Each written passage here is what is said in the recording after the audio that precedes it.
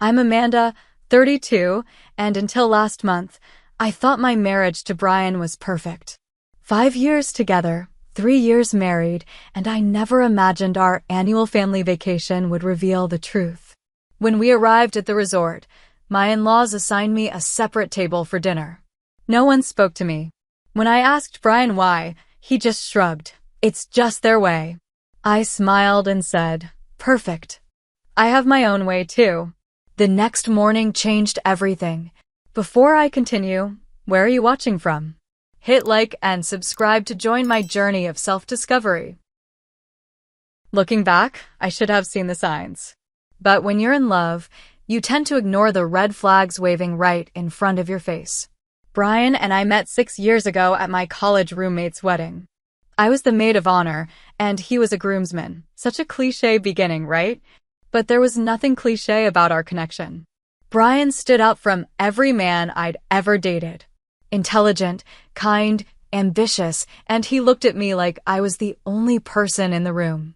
I was 26 then, finally establishing myself in my marketing career after years of grinding through entry-level positions. I'd just been promoted to marketing manager at a tech startup in Seattle, and I was fiercely proud of my independence. Dating wasn't even on my radar, but Brian changed that in one evening. Our first conversation lasted 5 hours. We closed down the wedding reception and continued talking in the hotel lobby until 3 a.m. He asked thoughtful questions about my career and actually listened to my answers. We discovered we both loved hiking, had the same taste in obscure indie films, and shared similar values about life and family. Brian called the next day, and within 6 months, we were inseparable. He was 29, already successful in finance, the eldest son in the Caldwell family, old money from Boston, I would later learn. The Caldwells owned investment properties throughout New England and had the kind of wealth that's never discussed directly but is evident in everything from their vacation homes to their casual references to the foundation. I met his parents, Margaret and Richard, 3 months into our relationship when they visited Seattle. From the beginning, something felt off. Margaret assessed me with calculating eyes while asking pointed questions about my family background. My parents are teachers from a small town in Oregon, hardly impressive by Caldwell standards. When I mentioned my marketing career, Richard nodded dismissively and changed the subject to Brian's recent work achievements. Still, Brian seemed different from them, warmer, more genuine. He apologized for his parents' behavior afterward. They're just old-fashioned, he explained. They'll warm up to you. Our wedding happened 1.5 years after we met. I wanted something simple, but Margaret had other ideas. Suddenly, I was caught in a whirlwind of decisions that weren't really mine to make. The guest list grew from our planned 75 to over 200 people, most of whom I'd never met. My one bridesmaid was dwarfed by Brian's 5 groomsmen, all childhood friends from his private school days. When I expressed concern to Brian, he gently suggested it was easier to go with the flow to keep the peace. My own family provided such a contrast. My parents, Karen and David, welcomed Brian warmly from day one. My younger sister Jessica teased him like she'd known him forever. Our home was always filled with laughter and open communication. Nothing was off limits for discussion, and everyone's opinions mattered equally. During the first year of our marriage, Brian shielded me from his parents' subtle criticisms. He'd filter their comments, telling me only the positive parts. We lived in Seattle, safely distant from Boston, building our life together. I threw myself into supporting his career, hosting dinner parties for his colleagues, and creating the perfect home. Meanwhile, my own career continued to advance. I became the marketing director at my company, managing a team of 5. Brian traveled frequently for work, but we made our time together count. Weekend getaways, surprise date nights, thoughtful gifts, our marriage seemed enviably strong. We talked about starting a family soon, though Brian always wanted to wait until the time was right. One tradition we couldn't escape was the annual Caldwell family vacation. For the first 2 years of our marriage, we managed to avoid it, First because of my work deadlines, then because of Brian's business trip. This year, however, there was no getting out of it. Richard was retiring as CEO of Caldwell Investments, passing the reins to Brian's younger brother James. The entire extended family would gather at an exclusive beach resort in the Hamptons to celebrate. "It's just a week," Brian assured me as we packed. "Dad's retirement is a big deal. We need to be there." I nodded, ignoring the knot of anxiety forming in my stomach. "Of course. It'll be fine." If only I'd known how wrong I was.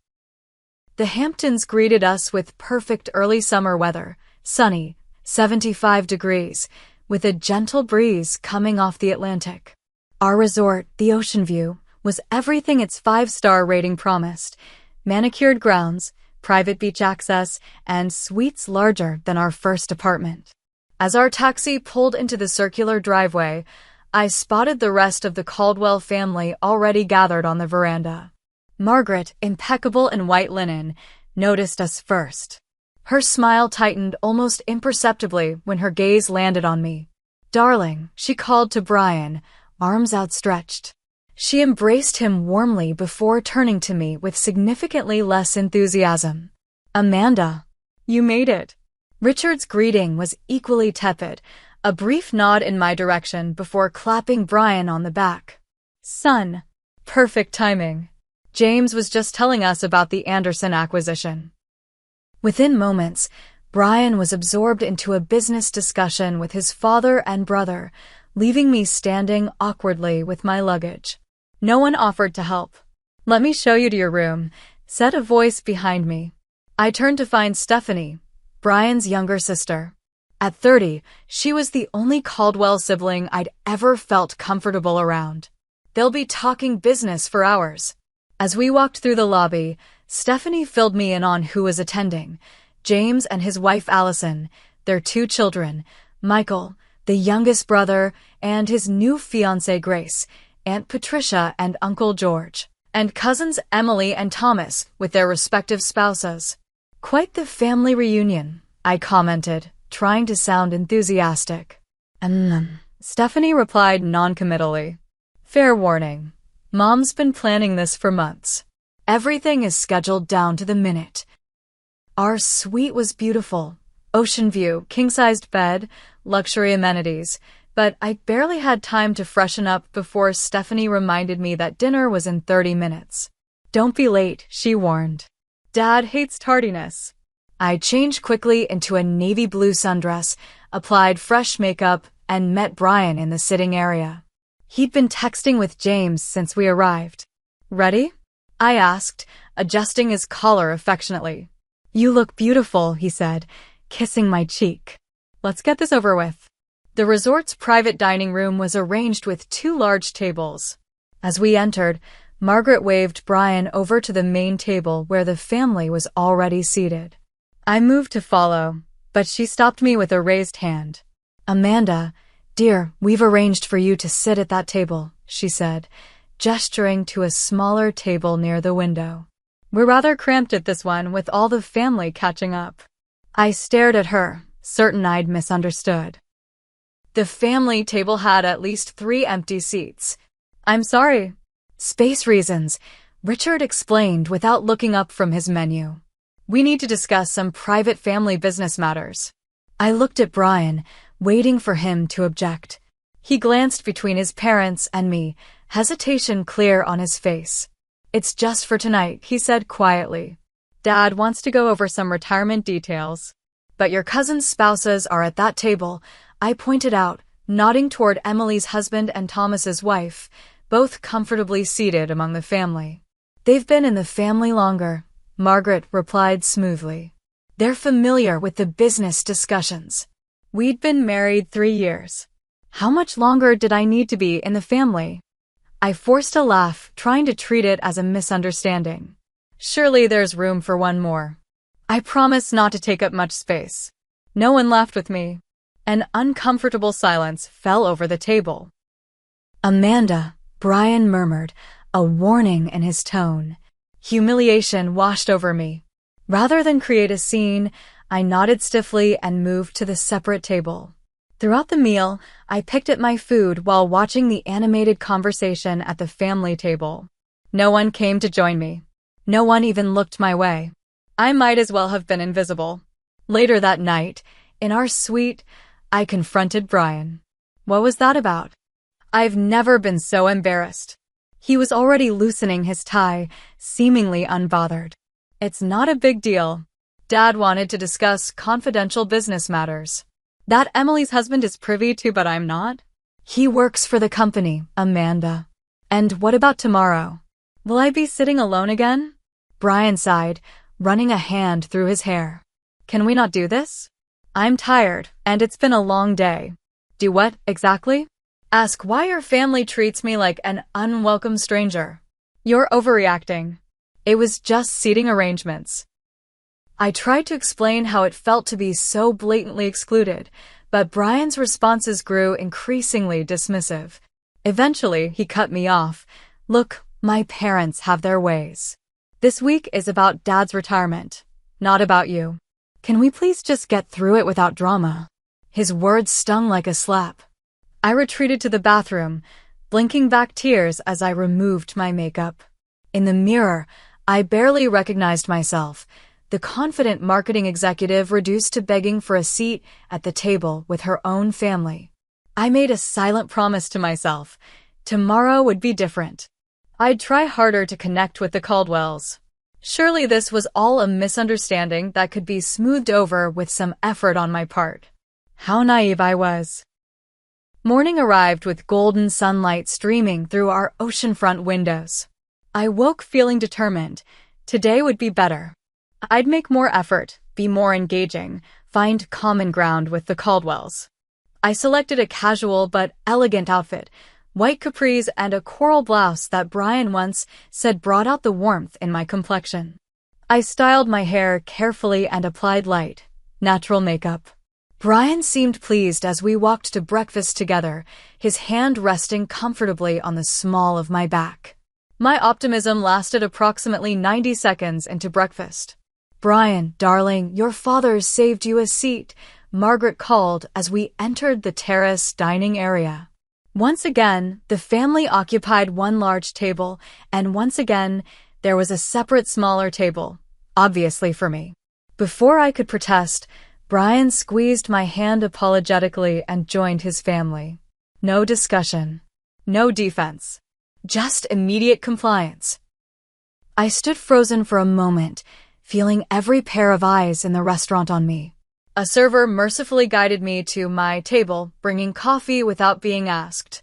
I thanked her quietly, fighting the burning sensation behind my eyes.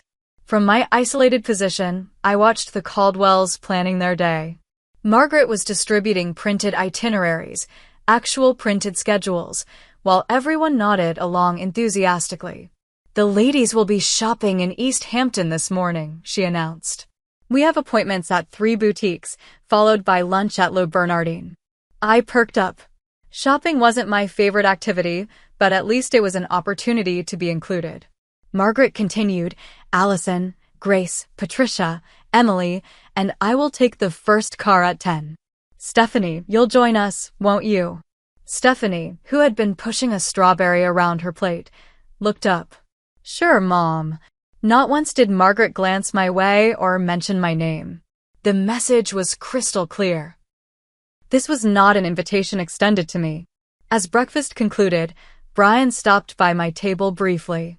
We're doing a golf thing with Dad today. Will you be okay on your own? Your mother arranged a shopping trip for the ladies, I said. Was I supposed to be included? Brian's expression turned uncomfortable. I think that's more of their tradition. Been doing it for years. And when exactly do I get to become part of these traditions? He checked his watch. I've got to go. Dad's waiting. Why don't you enjoy the spa or something? Treat yourself. He kissed my forehead quickly and was gone before I could respond. Left alone at the resort while everyone departed for their exclusive activities, I wandered down to the beach. The private stretch of sand was nearly empty at mid-morning. I selected a lounge chair far from anyone else and stared out at the ocean, fighting an overwhelming sense of isolation. Would you like a drink, ma'am? A friendly voice interrupted my thoughts. I looked up to see a young woman in the resort staff uniform, her name tag reading Caitlin. It's a bit early, but honestly, yes. Something with rum, please. Caitlin smiled sympathetically. Coming right up. When she returned with my pina colada, she lingered. First time at the ocean view? That obvious, huh? You just look a little lost. Everyone else in your party left about an hour ago. Something about her kind expression broke through my defenses. I'm here with my husband's family, but apparently I didn't make the cut for today's activities. Caitlin raised an eyebrow. Family dynamics at resorts are kind of my specialty after 5 seasons here. I've seen everything from tearful reunions to full-blown dynasty wars over inheritance. Despite myself, I laughed. Where does daughter-in-law banished to separate tables fall on that spectrum? Mid-range passive-aggressive territory. Classic old money move. She glanced around to ensure no managers were nearby. Look, if you need anything while you're here, just ask for me. Sometimes having an ally makes all the difference. After Caitlin left, I called my best friend Rachel back in Seattle. They did what? Rachel's indignation was exactly what I needed to hear. Put me at a completely separate table. Like I'm not family after 3 years of marriage. That's beyond rude, Amanda. What did Brian say? I sighed. Not much. He keeps making excuses for them. Honey, that's not okay. You need to talk to him. Really talk to him. I've tried. He just says it's their way, and I need to adapt. Their way is to treat you like garbage? That's not a way. That's just being terrible people. After hanging up, I tried to enjoy my enforced solitude. I swam in the ocean, read my book, and even dozed in the sun. Around 2, I spotted the Caldwells returning to the beach, the men from golfing, the women from shopping. They gathered in a cluster of lounge chairs about 50 yards from mine. I debated internally before deciding to join them. Grabbing my things, I walked over with what I hoped was a casual, confident air. How was golf? I asked, setting my towel on an empty chair beside Brian. There was a moment of awkward silence before James answered, Good. Dad beat us all, as usual. I smiled, trying to engage. And shopping? Find anything nice? Margaret barely glanced at me. The boutiques were divine. Stephanie found the most gorgeous summer dress. I turned to Stephanie hopefully, but she was suddenly very interested in applying sunscreen. Before I could attempt another conversation starter, Richard began discussing the dinner plans for that evening. I've reserved the private dining room again. They're preparing a special menu for Dad's retirement celebration, James announced. Will there be speeches? Asked Allison, James's wife. Brief ones, Margaret replied. Richard dislikes long-winded tributes. The conversation continued as if I weren't there. When I tried to add a comment about Brian's talent for public speaking, Aunt Patricia talked right over me, launching into a story about a previous family celebration. After 30 excruciating minutes, I retreated to our suite, claiming a headache. No one, not even Brian, seemed particularly concerned by my departure. That evening's dinner was a repeat of the previous night, me at my solitary table while the family engaged in animated conversation without me. The only difference was that this time, I was prepared for the exclusion. It didn't make it hurt any less. Brian joined me in our suite late that night, slightly tipsy from celebratory champagne. You disappeared early, he noted, loosening his tie. Did I? I was sitting 8 feet away from you for 3 hours. He sighed heavily. Amanda, please. It was Dad's night. It's been 2 days, Brian. No one has spoken more than 10 words to me. Your mother literally pretends I don't exist. And you've done nothing about it. What exactly do you want me to do? Create a scene during my father's retirement dinner. I want you to acknowledge that the way they're treating me is wrong. I want you to stand up for me as your wife. Brian's expression hardened. Can't you just adapt for 1 week? It's important to me. Those words crystallized everything. It was important to him, not that I feel welcomed or respected, but that I silently endure being treated as less than everyone else. I see, I said quietly. Good. He mistook my response for agreement. Let's just get some sleep. As Brian fell into easy slumber beside me, I lay awake, staring at the ceiling. For the first time, I was questioning everything about our marriage. Had I been so blinded by love that I'd failed to see what was right in front of me? A husband who would always prioritize his family's ways over my feelings? A lifetime of being the outsider looking in? Sleep eluded me as these painful questions circled my mind. The third day of our vacation dawned bright and clear, but my mood couldn't have been darker. I'd barely slept, my mind racing with revelations about my marriage that I couldn't unsee. Brian had already left the suite when I woke. A note on his pillow explained he was having an early breakfast with his father to discuss some business matters. I took my time getting ready, dreading another day of isolation. When I finally made my way to the terrace for breakfast, I found the Caldwell family already midway through their meal. No one acknowledged my arrival except Stephanie, who offered a weak smile before returning her attention to her phone. Resigning myself to my now familiar separate table, I approached the group first to at least say good morning. Before I could speak, Margaret's crisp voice cut through the conversation. We've already ordered, Amanda. You'll need to flag down your own server. I stood there, stunned by the rudeness, as the family conversation continued without missing a beat. No one, not even Brian, seemed to find her behavior inappropriate. I retreated to my designated table, cheeks burning with humiliation. A kind server quickly took my order, her sympathetic glance telling me she'd witnessed the exchange.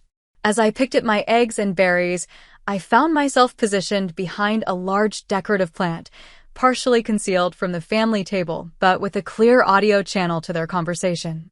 I hadn't intended to eavesdrop, but when I heard my name mentioned, I froze.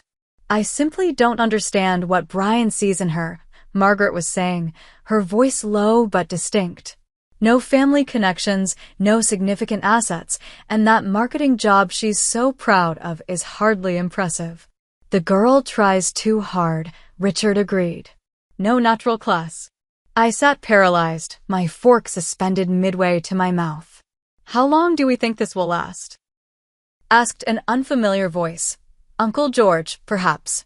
The Prescott girl is still unmarried. Her father mentioned she asks about Brian occasionally. Don't start, Mother, came Brian's voice, though his tone was more weary than defensive. Amanda is my wife. For now, Margaret replied. Marriages can be undone, darling.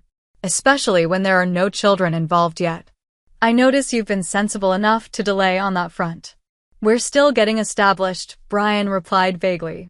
Well, thank goodness for that small mercy, Margaret continued. Much simpler this way when you finally come to your senses.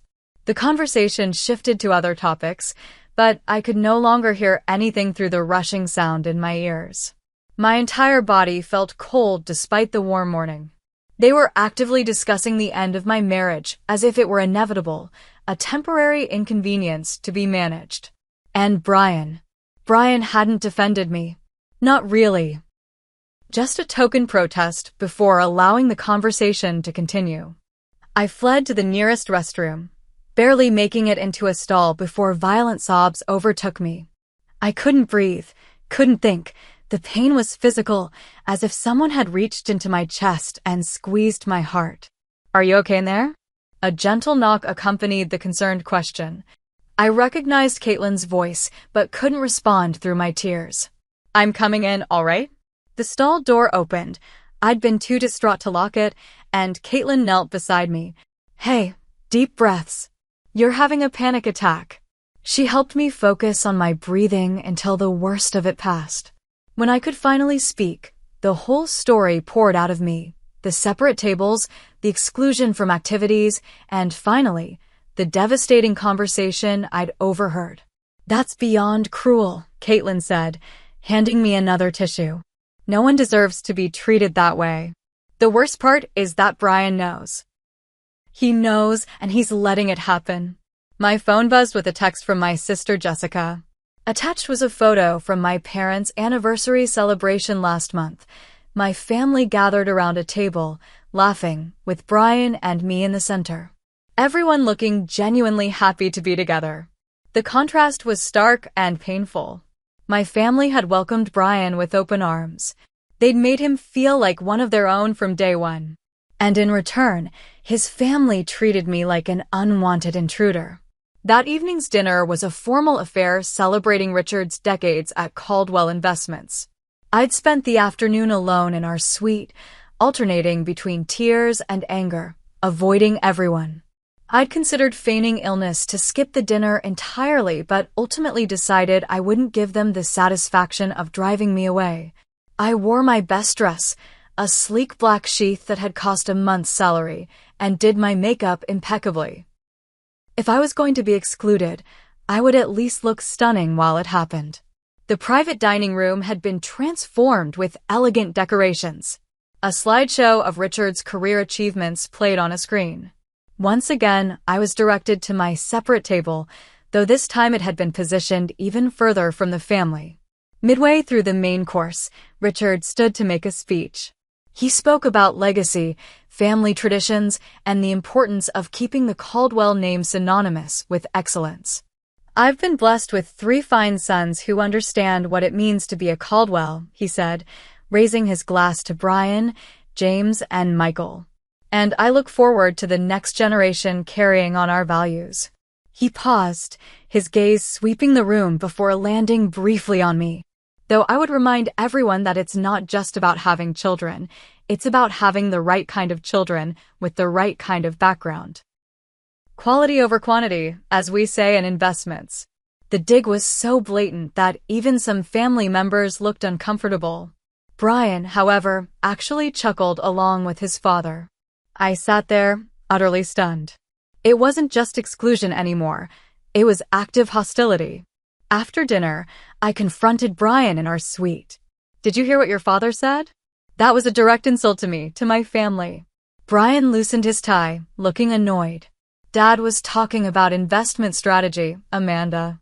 Not everything is about you." "Are you serious?" He literally looked right at me when he said it. "You're being paranoid. This week is stressful enough without you creating drama over nothing." Nothing? They put me at a separate table. They exclude me from every activity. Your mother was discussing annulling our marriage at breakfast.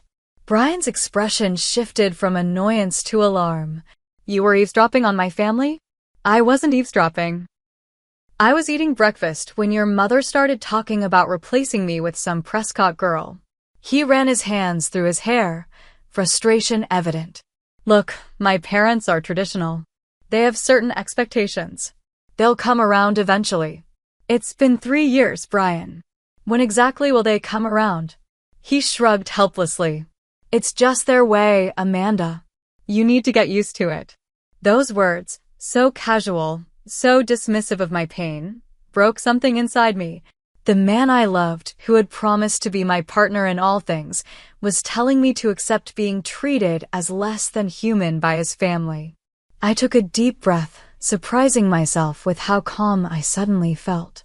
"Perfect," I said, smiling for the first time that day. "I have my own way, too." Brian looked relieved, misinterpreting my response as acceptance. "Great. Let's get some sleep and start fresh tomorrow."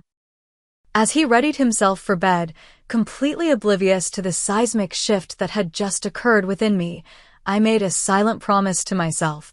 Tomorrow would indeed be a fresh start, but not the kind Brian was expecting. While Brian slept soundly beside me, I lay wide awake, my mind racing. The digital clock on the nightstand read 1:27 a.m., then 2:15, then 3:08 as I mentally revisited every moment of our relationship through this new, painful lens. How had I missed the signs? They'd been there from the beginning. Brian's reluctance to stand up to his parents, his dismissal of my concerns, the subtle ways he'd always prioritized his family's approval over my feelings. On our second date, he changed our dinner reservation when his mother called with a last-minute invitation to join them. At the time, I'd found it sweet that he was close with his family. Now I saw it for what it was, the first instance of me being secondary to the Caldwell's wishes. Then there was our wedding. I'd wanted a simple ceremony at my parents' beautiful backyard in Oregon, surrounded by people who genuinely cared about us. Instead, we'd had Margaret's society extravaganza in Boston, with hundreds of Caldwell connections and business associates. My parents had looked so out of place among the wealthy elite, though they'd never complained. Even our home in Seattle, I'd fallen in love with a charming craftsman near my office, but Brian had insisted on a modern penthouse in the financial district because it better reflected our status. His status, I now realized.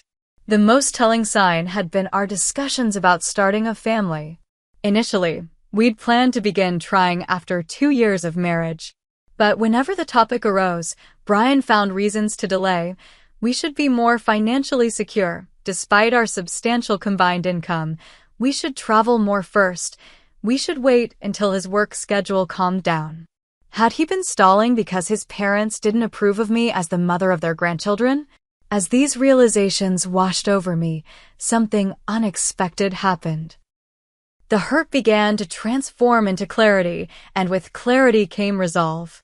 I wasn't going to continue being the family doormat.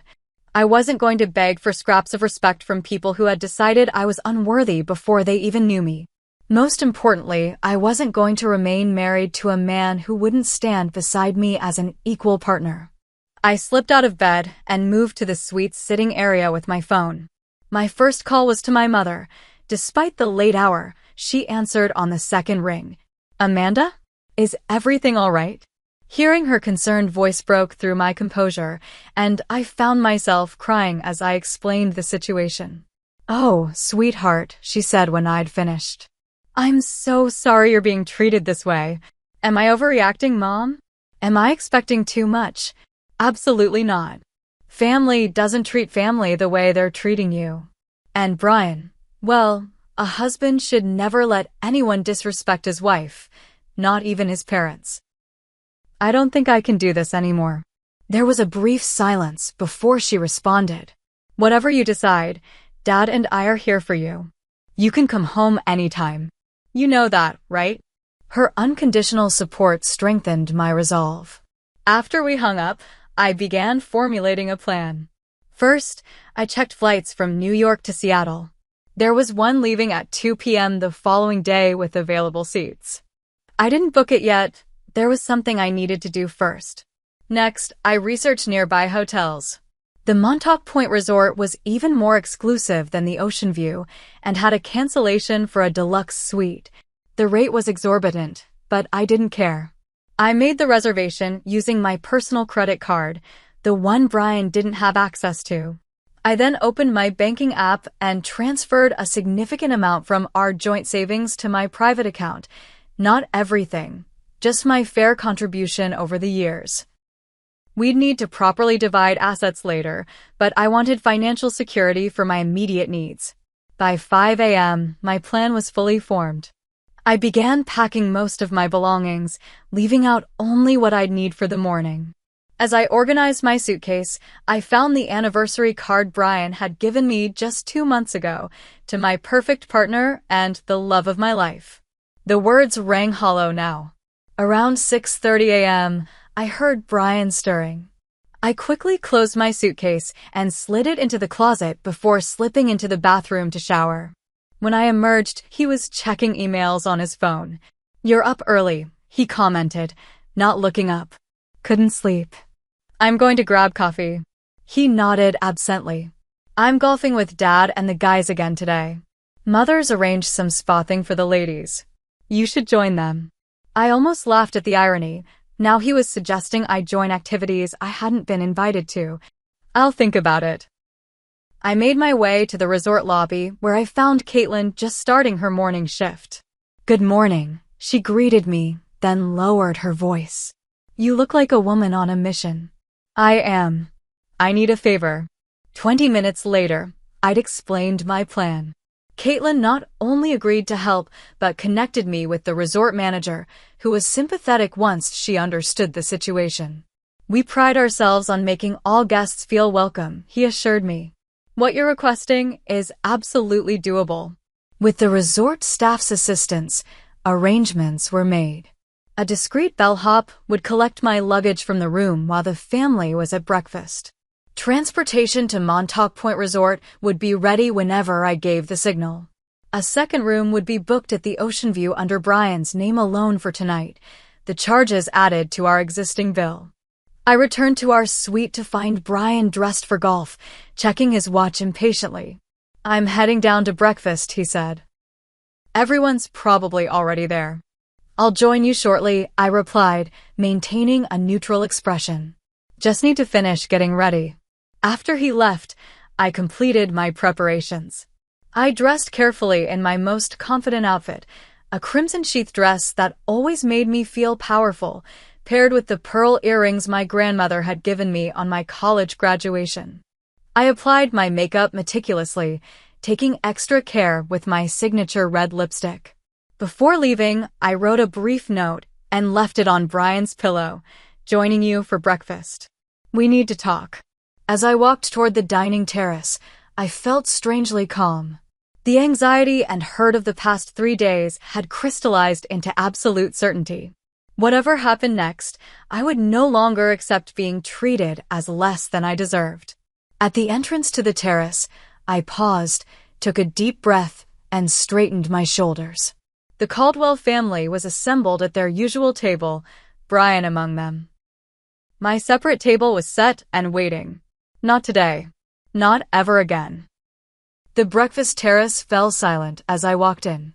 Perhaps it was my confident stride, or the crimson dress that stood out among the pastels and neutrals the Caldwell women favored, but every head turned in my direction. I approached the family table directly, standing at its head where Richard sat. No one spoke. Even Margaret seemed momentarily lost for words. "Good morning, everyone," I said, my voice steady and clear. "I hope you don't mind, but I've made some changes to today's arrangements." Brian's brow furrowed in confusion. "Amanda, what are you?" I held up my hand, silencing him with a gesture. 3 days ago, I would never have dreamed of being so assertive, but the Amanda who had arrived at this resort no longer existed. For the past 3 days, I've been seated separately from my family. I've been excluded from activities, ignored during conversations, and treated as an unwelcome intruder. I let my gaze sweep across each face at the table. At first, I was hurt and confused. Then I was angry. Now I'm simply clear. Richard cleared his throat. "Amanda, this is hardly the time or place." "Actually, Richard, this is exactly the time and place. You see, I heard your conversation yesterday morning." I turned to Margaret. "All of it. About how I'm not good enough for Brian. About the Prescott girl, who would make a better wife. About how fortunate it is that we don't have children yet, making it easier to undo our mistake of a marriage." Margaret's face drained of color. Several family members looked away uncomfortably. "What you may not realize," I continued, "is that I've been taking notes this entire vacation. About how you treat people you consider beneath you. About the casual cruelty you disguise as family tradition.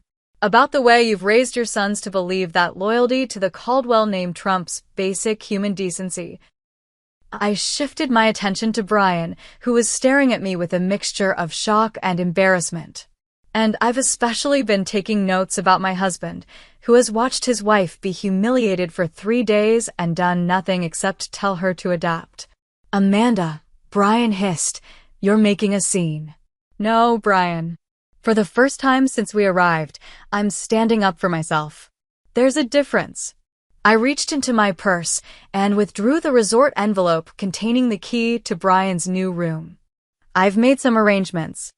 I've booked myself into the Montauk Point Resort for the remainder of this vacation.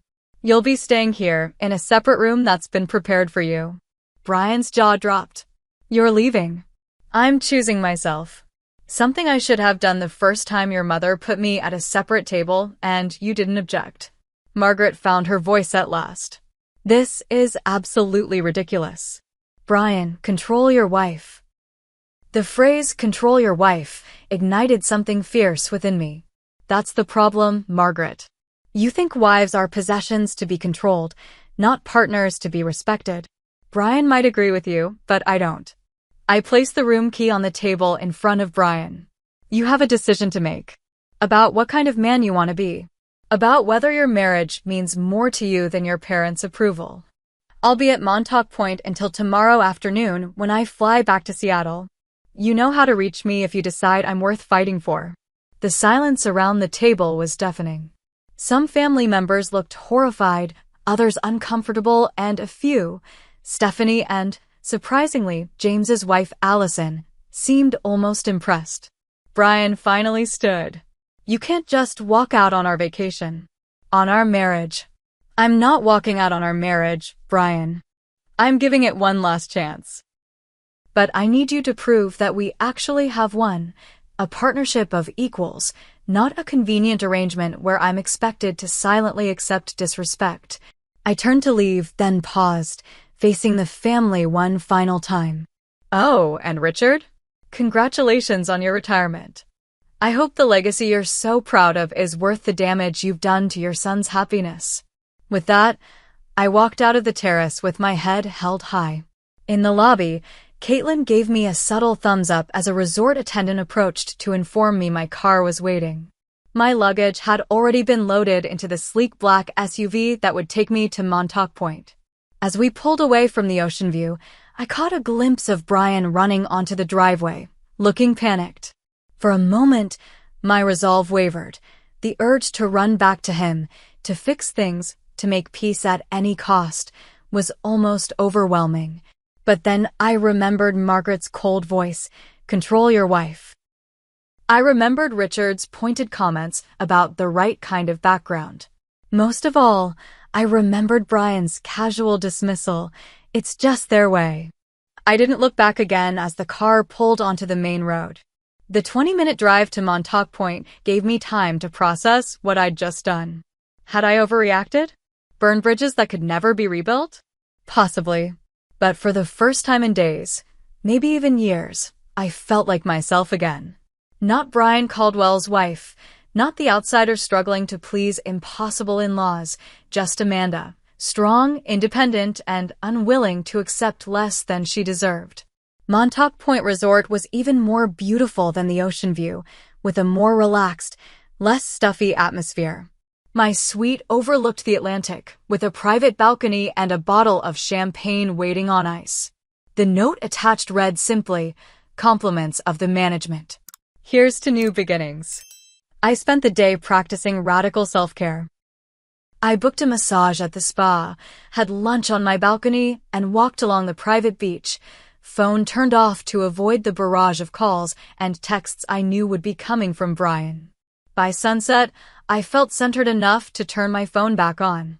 As expected, there were 12 missed calls from Brian, along with messages ranging from angry, "I can't believe you embarrassed me like that," to pleading, "Please come back, we can work this out." There were also supportive texts from Rachel and my sister Jessica, both of whom had apparently received panicked calls from Brian trying to locate me. "Whatever you decided, I'm with you," Rachel had written. "Your in-laws sound like nightmare material." I ordered room service for dinner and ate on my balcony, watching the stars emerge over the ocean. Around 9, there was a knock at my door. For a moment, I thought it might be Brian, having tracked me down. Instead, I found a resort staff member with a package. "Delivery for you, Mrs. Caldwell." Inside was a small gift bag from the resort boutique containing a journal and pen, along with a note from Caitlin for recording the next chapter. "Your speech this morning inspired everyone on staff who's ever been treated as less than." "Thank you." I smiled, oddly touched by this gesture from someone who was essentially a stranger, but had shown me more kindness than my husband's family ever had.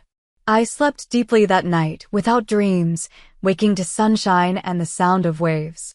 For breakfast, I took my coffee to the beach and watched the early morning swimmers. My phone showed more missed calls from Brian, but also an unexpected text from Stephanie. "I admire what you did." I've never had the courage to stand up to them like that. Around noon, as I was considering lunch options, there was another knock at my door. This time, It was Brian. He looked terrible, unshaven, dark circles under his eyes, still wearing yesterday's rumpled clothes. "How did you find me?" I asked, not inviting him in. Called every resort in the area until I found one with an Amanda Caldwell registered. Persistent. "Amanda, please. Can we talk?" I studied him for a moment, then nodded and stepped aside. He entered the suite but remained standing awkwardly in the middle of the room. "You look good," he said, gesturing to my casual beach outfit. "Rested." Amazing what a night away from constant belittlement can do. He winced. "I deserve that." "Yes, you do. Why are you here, Brian?" He took a deep breath. "To apologize. You were right. About everything. The way my family treated you was inexcusable, and the way I failed to stand up for you is even worse." "Why now? Is it because I finally made a scene? Embarrassed the mighty Caldwells in public?" "No." He ran a hand through his disheveled hair. "It's because after you left, I saw my family through your eyes for the first time. The way they talked about you, dismissed you. I realized I've been complicit in something ugly my entire life, not just during this vacation." He moved to the balcony doors, looking out at the ocean. "After you left, Dad started talking about damage control, about how we needed to manage you. Mom suggested cutting off access to our accounts until you came to your senses. Even James, who I thought was the reasonable one, talked about getting the family lawyers involved." "And what did you do?" Brian turned back to face me. "I told them all to go to hell." I couldn't hide my surprise. "You what?" "I told them I was disgusted with how they'd treated my wife. I said if they couldn't respect you, they couldn't respect me either." Then I walked out. Part of me wanted to throw my arms around him, to celebrate this act of defiance that had been 3 years coming. But the cautious part held back. "Words are easy, Brian. Where have you been for the past 24 hours? "Driving around, thinking. About what kind of man I want to be. About whether I'm brave enough to choose my wife over my family's approval." He stepped closer. "I want to be worthy of you, Amanda. I want to be the husband you deserve. And if your parents never accept me, if they never change their ways, then they don't get to be part of our lives. It's that simple." I studied his face, looking for any sign of insincerity. "It took me leaving for you to reach this conclusion." "Yes, and I'll regret that for the rest of my life. But I'm here now asking for another chance. Not because I'm controlling you or because I think you're overreacting, but because I love you and I want to build a life with you, a real partnership, not whatever dysfunctional model my parents have." I didn't respond immediately. 3 days ago, I would have accepted his apology instantly, eager to smooth things over. But I was different now. "I need time, Brian. And if we're going to try again, we need counseling, both as a couple and you individually. You have 32 years of unhealthy family dynamics to unpack." He nodded. "Anything. Whatever it takes. I'm flying back to Seattle tomorrow. I think we should take some time apart when we get home. Figure out what we both really want." Pain flashed across his face, but he accepted my terms without argument. "I understand. Can I at least drive you to the airport tomorrow?" I considered this, then nodded. "That would be fine." As he turned to leave, he paused at the door. "I'm proud of you, Amanda, for standing up for yourself when I couldn't. You're the strongest person I know." After he left, I returned to the balcony, feeling oddly peaceful. I didn't know if our marriage could be saved, but for the first time since this vacation began, I felt hopeful. Not because Brian had finally stood up to his family, but because I had finally stood up for myself. Whatever happened next, I would never go back to being the woman who silently accepted a separate table. 1 week later, the Seattle rain tapped gently against my living room windows as I curled up on the couch with a mug of tea. After the emotional hurricane of the Hamptons, the familiar comfort of my own space felt like a sanctuary. I'd taken a week off work to process everything that had happened and to consider what I wanted for my future. The remainder of my solo vacation at Montauk Point had been surprisingly healing. After Brian's visit, I'd spent my time journaling, walking on the beach, and reconnecting with myself. The resort staff, having somehow heard about my situation, treated me with special care, little upgrades and courtesies that made me feel valued and seen. Brian had indeed driven me to the airport as promised. The ride was mostly silent, but not uncomfortable. At the departures terminal, he'd helped with my luggage and then handed me an envelope. "What's this?" I'd asked. "The name and number of a marriage counselor in Seattle. And a therapist for me." His voice had been steady, his eyes clear. "I've already made appointments for both." That small act of initiative had meant more than any grand gesture could have. It showed me he was serious about change. We'd agreed to a 3-week separation, Brian staying with a friend while I remained in our apartment. We would communicate minimally during this time, focusing instead on individual reflection. True to his word, Brian had begun therapy immediately upon our return. He texted me once, 3 days after we got back. "First session was hard. Realizing how much I've normalized dysfunctional behavior. Thank you for pushing me to do this." I hadn't responded, not out of coldness, but because I was maintaining the boundaries we'd established. My own journey that week had been intense. I'd spent hours talking with Rachel and my sister, unpacking the subtle ways I'd compromised myself throughout our marriage. I'd reconnected with friends I'd neglected, rediscovered hobbies I'd set aside, and begun rebuilding the parts of myself that had been slowly eroding under the Caldwell influence. My phone buzzed, pulling me from my thoughts. A text from my mother, checking in.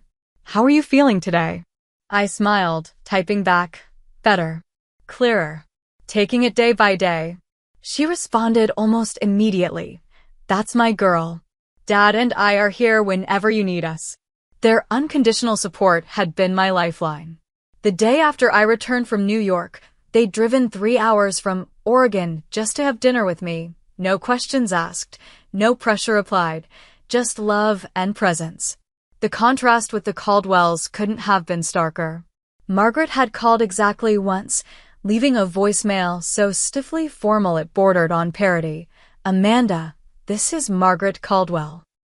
While I think your behavior at the resort was inappropriate, Richard and I are willing to discuss moving forward in a more productive manner. Please have Brian call us when you've had time to reflect." I'd deleted the message without responding.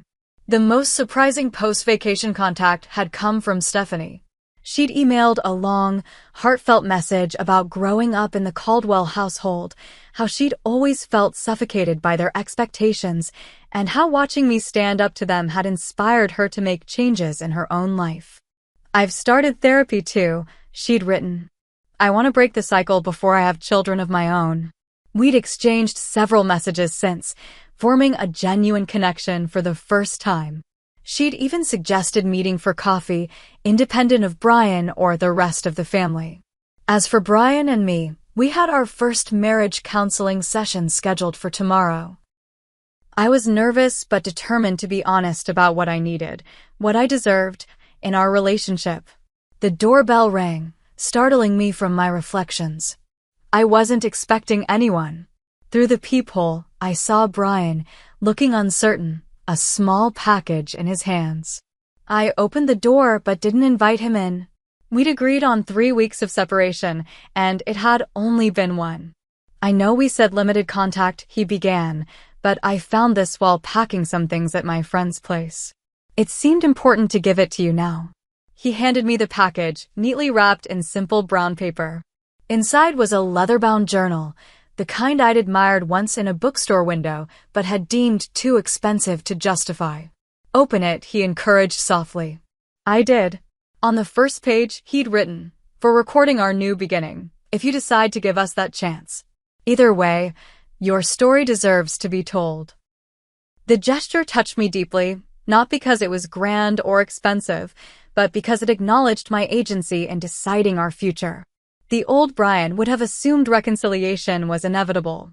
"Thank you," I said, meeting his eyes. "This is thoughtful."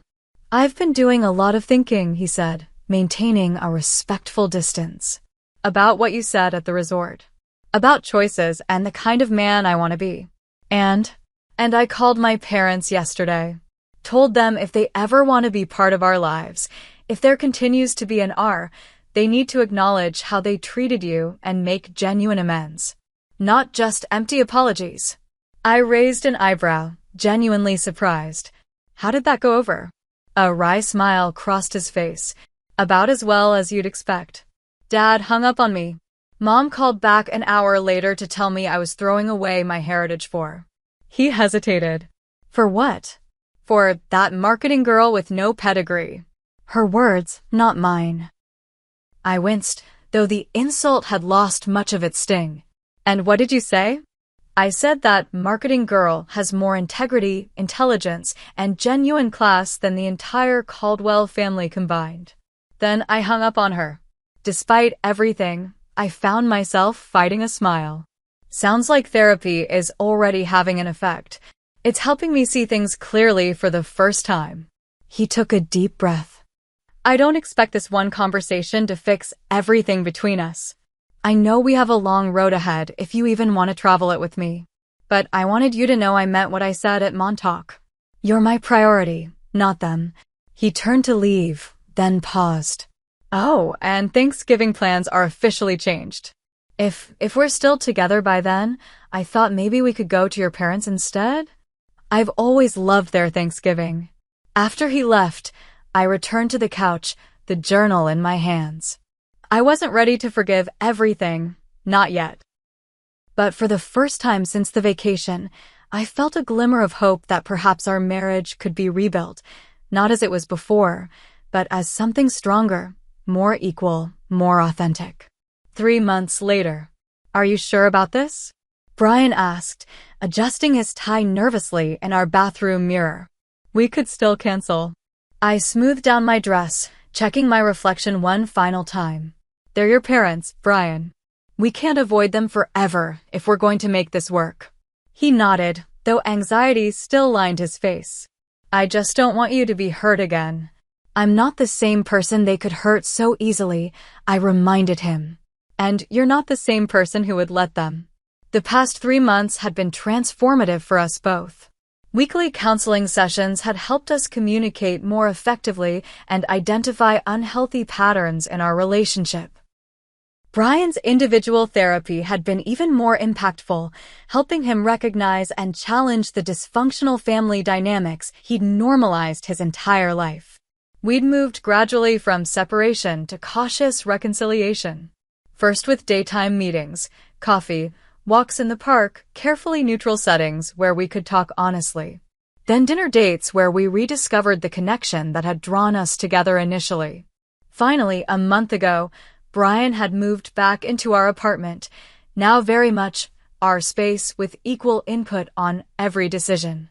Today marked another milestone, our first meeting with his parents since the disastrous vacation. A carefully negotiated lunch at a neutral restaurant, with clearly established boundaries and an agreement that we would leave immediately if those boundaries were crossed. Remember what Dr. Levine said? I offered as we gathered our coats. We're a united front. Their issues with me are issues with us both.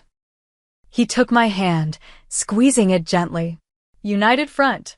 Got it. The restaurant was upscale but not ostentatious, with private tables well spaced for conversation.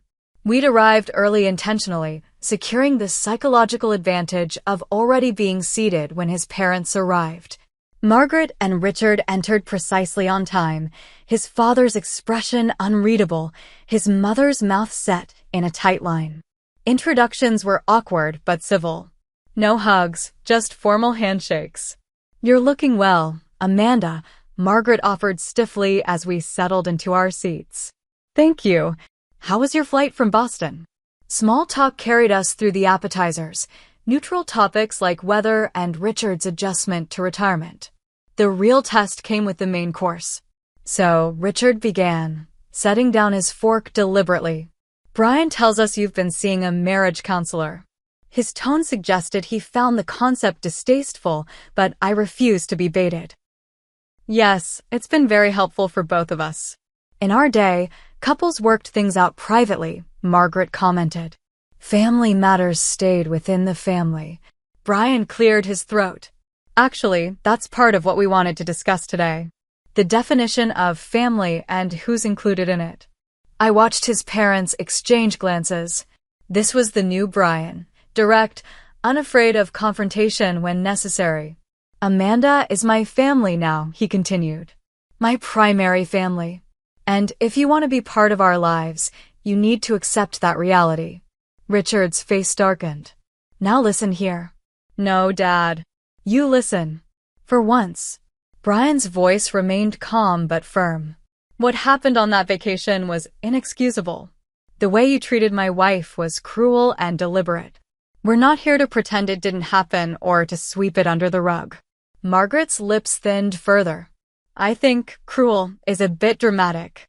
We simply have certain ways of doing things. Putting my wife at a separate table wasn't a way of doing things.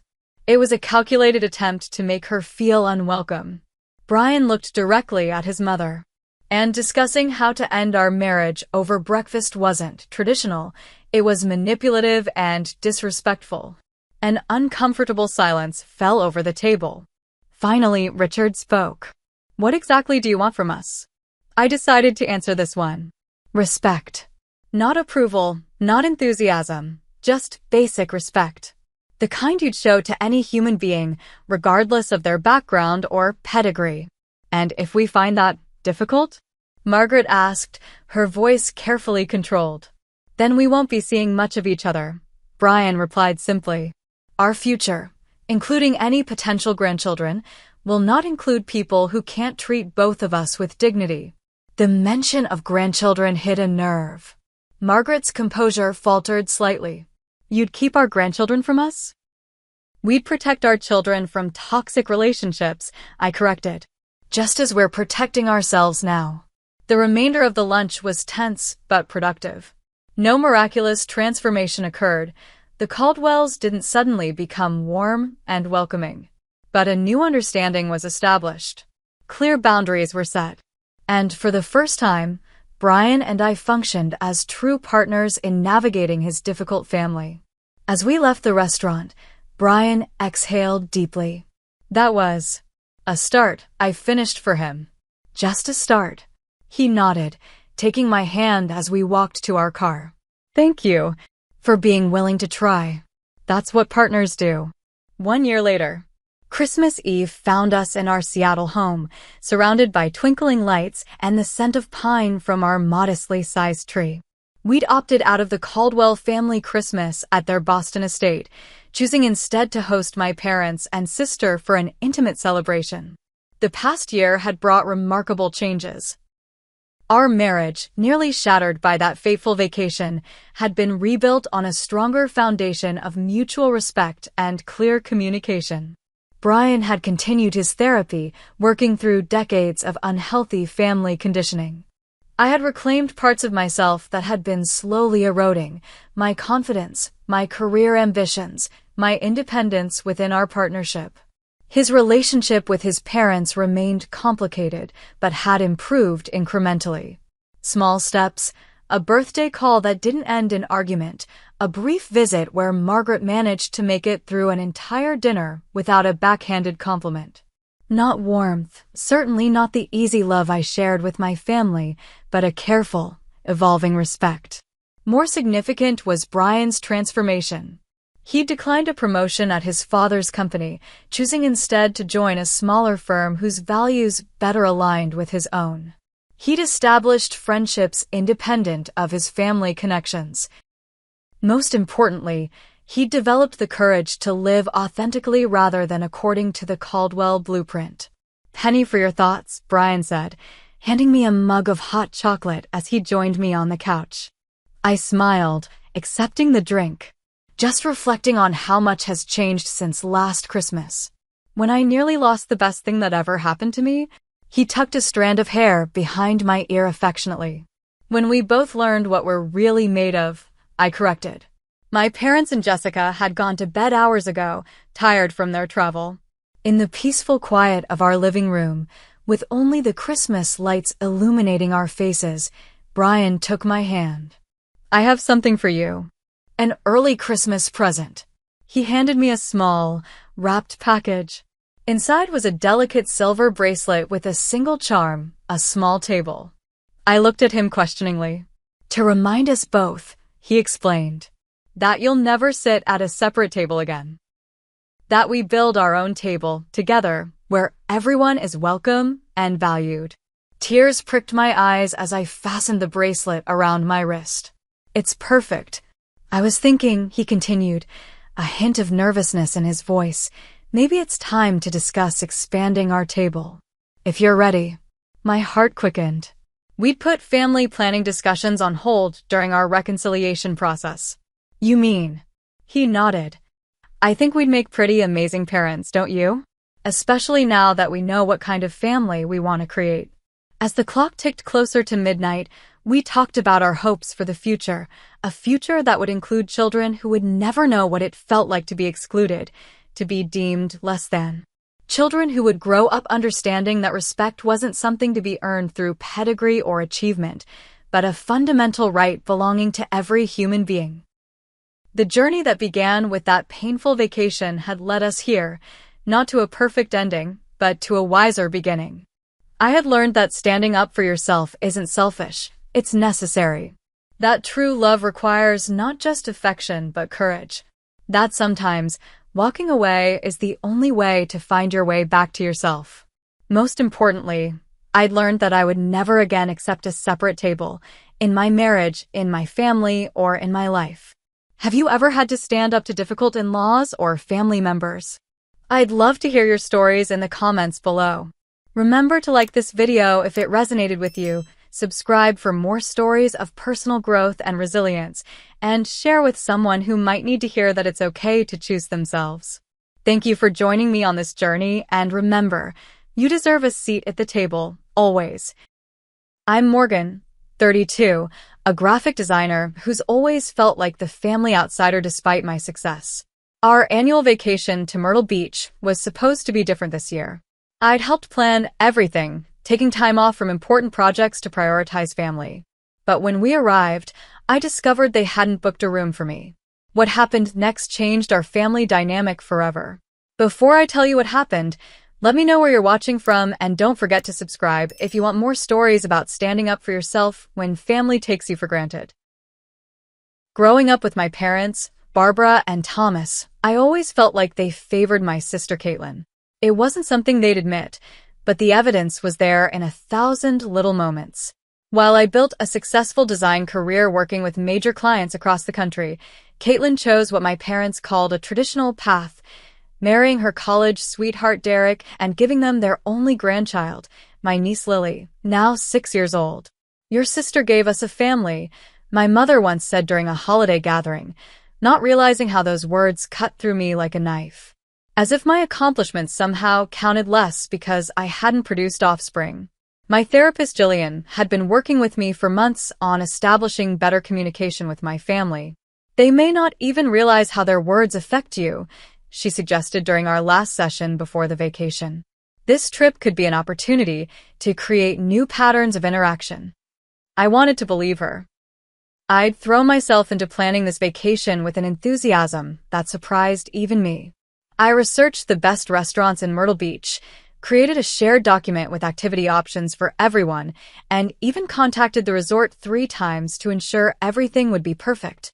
Taking a week off wasn't easy. My design studio had just landed the Robertson account, a project that could elevate my business to new heights. But family comes first, right? That's what I told myself as I delegated parts of the project to my assistant Tara and promised clients I'd still be checking emails in the evenings.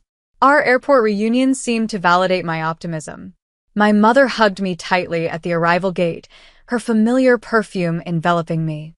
Morgan, you look absolutely radiant, she exclaimed, holding me at arm's length to examine me.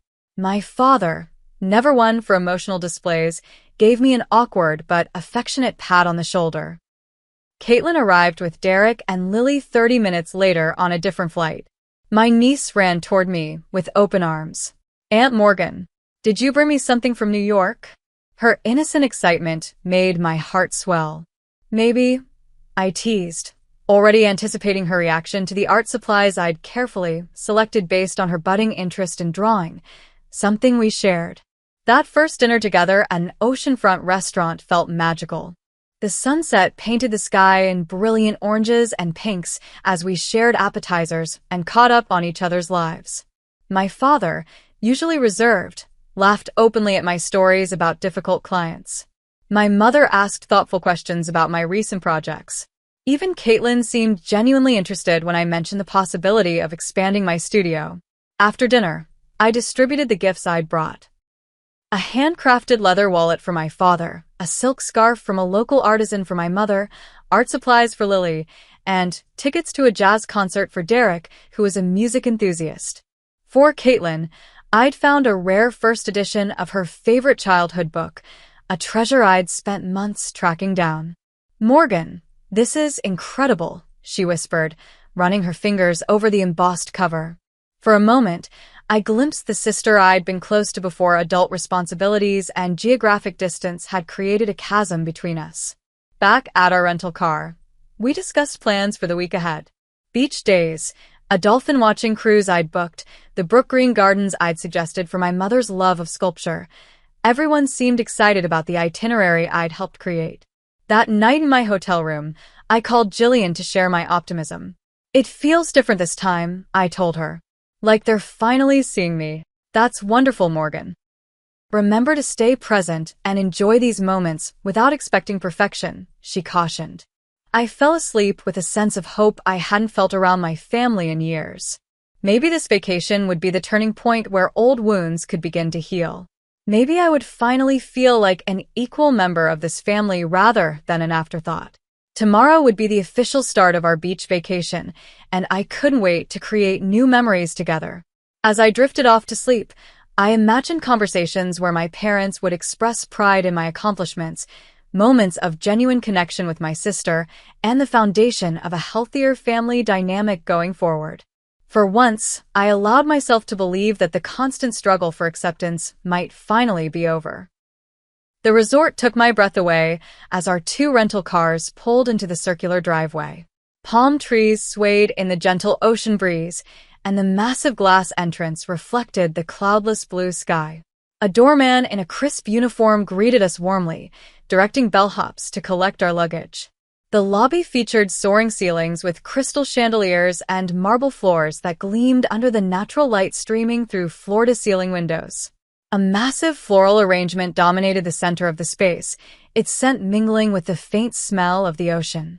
"This place is incredible," I whispered to my father, who nodded appreciatively as he surveyed our surroundings. My mother approached the front desk first, a confident smile on her face. "Reservation for Williams," she announced to the young woman whose name tag identified her as Natalie. I stood slightly behind my parents, watching as Natalie typed on her computer.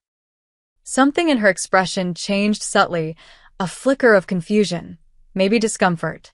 She glanced up, eyes darting between my parents and me, then back to her screen. "Yes, I have your reservation right here," Natalie said, her voice professionally pleasant, but with an undertone of hesitation. "I have 3 rooms booked under Williams." "That sounds right," my father confirmed. "One for my wife and me, one for my daughter and her family, and one for—" "Actually, sir," Natalie interrupted gently, "I'm showing 2 rooms with king beds and 1 room with 2 queens. That's 3 rooms total." A small knot began to form in my stomach as I did the math. 2 parents, 1 sister, 1 brother-in-law, 1 niece, and me. 6 people. 3 rooms. "There must be some mistake," I said, stepping forward. "There should be 4 rooms." Natalie's eyes didn't quite meet mine as she shook her head. "I'm sorry, but the reservation was made for 3 rooms. Would you like me to check if we have additional availability?" "Yes, please," I responded, still assuming this was a booking error. After several minutes of clicking and frowning at her screen, Natalie called over her manager, a middle-aged man named Gregory according to his gold name badge. "I'm checking availability for an additional room," she explained to him quietly. Gregory reviewed the system himself before turning to us with an apologetic expression. "I'm very sorry, but we're fully booked due to the National Realtors Convention this week." We don't have any additional rooms available. My mother cleared her throat. That's all right. Morgan can stay with us. The pull-out couch in our room is quite comfortable. She said this matter-of-factly, as though it had been the plan all along. The realization hit me like a bucket of ice water. This wasn't a mistake. They had never booked a room for me. You knew about this? I asked, trying to keep my voice steady despite the audience of resort staff. We thought it would be fine, my father muttered, accepting the room keys from Gregory. It's just for sleeping, after all. From behind us, Caitlin's voice chimed in with false concern. Oh, is there a problem with the rooms? I turned to see her standing with Derek, who looked uncomfortable, and Lily, who was busy watching a tropical fish tank in the corner. Apparently there's no room for me, I said flatly. A ghost of a smile crossed Caitlin's face before she arranged her features into a mask of concern. Oh, that's unfortunate. Well, we reserved rooms for me, Derek, and Lily since we're a family unit. I'm sure you can make do. There was the familiar sting. A family unit that somehow excluded me. While my parents' and sister's family headed to their rooms, I remained in the lobby, calling nearby hotels in increasingly desperate attempts to find accommodation. Every place was booked solid. The convention has everything within 20 miles filled up, the concierge informed me sympathetically when I approached the desk again. This is also our peak season. When I finally made my way to my parents' room, my mother was unpacking her suitcase while my father watched a golf tournament on television. The couch pulls out, my mother said, nodding toward the living area of their suite. We'll get extra blankets from housekeeping. Why wasn't a room booked for me? I asked directly. My mother sighed, folding a blouse with unnecessary precision. The resort had a 3-room maximum for the discount package. It made sense to book it this way. And no one thought to tell me beforehand? I could have made other arrangements. Honestly, Morgan, you're making too big a deal of this. My father called from his position on the bed. Your sister needs privacy with her family. You're just one person. Just one person. The words echoed in my mind, reminding me of all the times I'd been asked to make do, while Caitlin received preferential treatment. Like the family vacation to Disney when I was 14 and had to sleep on a rollaway bed in the hotel room while Caitlin got her own queen bed. Or the countless holidays where Caitlin's dietary preferences were catered to while mine were an afterthought. I stood in the doorway, suitcase still in hand, fighting the urge to walk right back out. But where would I go? Every hotel was booked. I was trapped here, once again the family afterthought. Fine, I said, the word tasting bitter in my mouth. I'll make it work. Maybe this was just a miscommunication, I told myself as I reluctantly wheeled my suitcase into the corner of my parents' suite. Maybe they truly didn't realize how this made me feel. Perhaps this vacation could still be salvaged if I didn't make a fuss. But deep down, a voice whispered that this was exactly what it appeared to be. A clear message about where I ranked in the family hierarchy. We reconvened for lunch at the resort's poolside restaurant. Palm fronds cast dappled shadows across our table as servers in tropical shirts delivered elaborate seafood platters. I picked at my fish tacos, appetite diminished by the knot of hurt lodged firmly in my chest. So, what's the plan for this afternoon? My father asked cheerfully, as if the morning's room debacle hadn't happened. I thought we could hit the beach, Caitlin suggested. Lily's dying to build a sandcastle. I saw an opportunity to address the elephant in the room. Before we make plans, can we talk about the sleeping arrangements? Maybe we could look at nearby Airbnbs or... Morgan, we've been through this, my mother interrupted with an exasperated sigh. Everything's booked solid. Then perhaps we should consider a different solution, I persisted. Maybe Lily could stay with you and Dad some nights, and I could share with Caitlin and Derek. Derek looked up from his phone, expression suggesting he might be open to the idea, but Caitlin quickly cut in. That won't work, she said firmly. Lily needs her routine, and we need our space as a real family. There it was again, real family, as if my existence was somehow less valid because I hadn't followed the same life path. What does that mean, Caitlin? I asked, tension creeping into my voice. My father cleared his throat loudly. Did everyone see that the Dolphin Cruise has a sunset option? We could upgrade our tickets. The blatant subject change made my stomach churn. This was their pattern. Avoid conflict, pretend problems don't exist, maintain the status quo at all costs.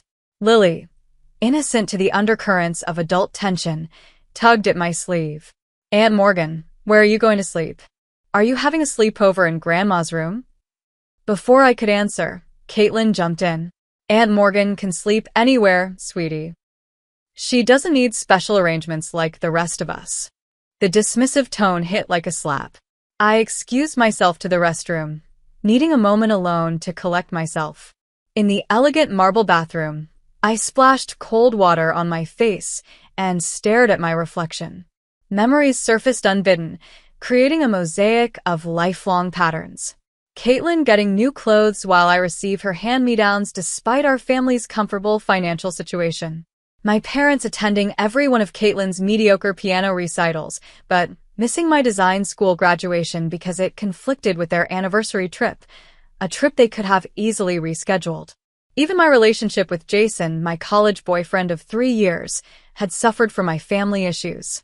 Why do you keep trying so hard with people who don't appreciate you? He'd asked before we broke up. I hadn't had an answer then. When I returned to the table, the conversation had moved on to beach activities as if nothing had happened. I sat silently, watching my family interact, suddenly feeling like an anthropologist observing a foreign culture rather than a participant in my own family. That afternoon, I tried once more during a walk along the shoreline with my parents. The waves crashed rhythmically against the sand as seagulls wheeled overhead.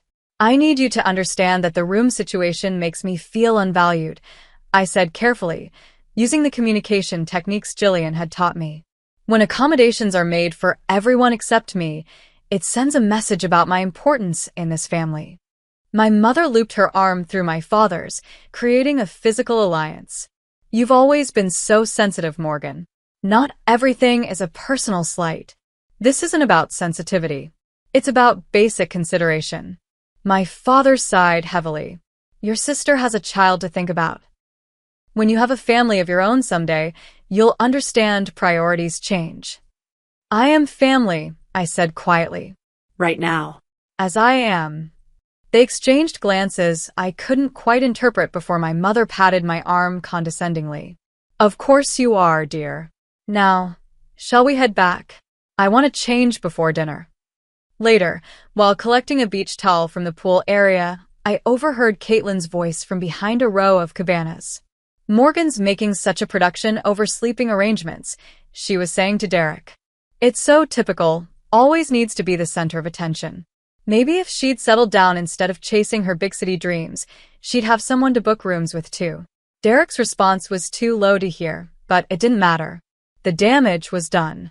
My sister's words confirmed what I'd suspected all along. This wasn't an oversight or a misunderstanding. It was a deliberate choice that reflected how they saw me. As I stood frozen behind the towel rack, more memories surfaced. My parents forgetting to call on my 30th birthday until 3 days later. The family Christmas photo where everyone wore coordinated outfits except me because we forgot to tell you the color scheme. The family dinner where my promotion at work was acknowledged with cursory congratulations before 20 minutes of discussion about Caitlin's new kitchen curtains. In that moment, standing alone by the resort pool with the afternoon sun beating down on my shoulders, something shifted inside me. A clarity I'd never experienced before washed over me like the waves on the beach. I deserved better than this. I had spent years contorting myself to fit into spaces my family didn't actually make for me. The voice in my head was no longer questioning or uncertain. It simply said, enough is enough. For the first time, I allowed myself to consider what would happen if I simply removed myself from this equation. The thought was both terrifying and liberating. Could I actually walk away from my family vacation? Where would I go?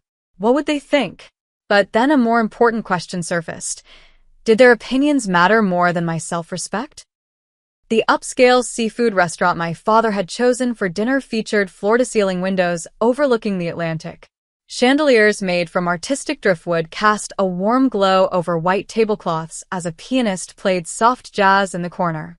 Under different circumstances, I would have appreciated the ambience and the menu featuring local, sustainable seafood. Our server, a polished young man named Jonathan, had just delivered the first round of drinks when Caitlin began discussing the next day's activities. "We should do the water park tomorrow," she announced, scrolling through her phone. "Lily's been talking about it for weeks." "What about the botanical gardens?"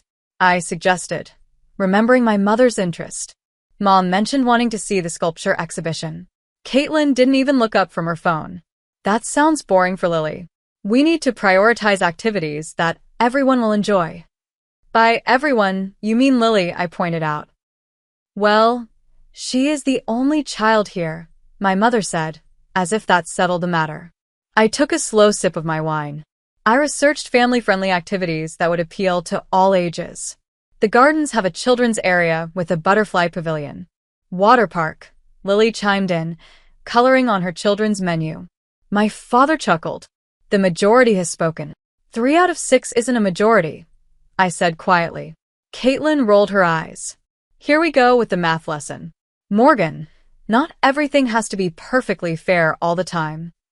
"Nothing is fair all the time in this family," I replied, surprising myself with my directness. "Some people consistently get consideration and others don't." An uncomfortable silence fell over the table.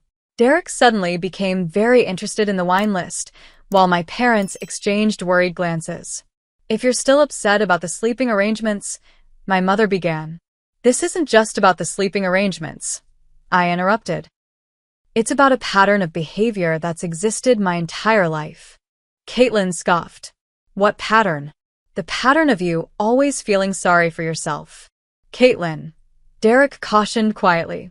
She ignored him, leaning forward. "You know what your problem is, Morgan? You think the world revolves around you and your precious career. Some of us have actual responsibilities, actual families to consider." "I have responsibilities too," I said evenly. "I took time off from a major client project to be here." "Oh, your little drawings," Caitlin dismissed with a wave of her hand. "Try raising a human being. Try putting someone else first for once." My father cleared his throat. "Girls, let's not do this here."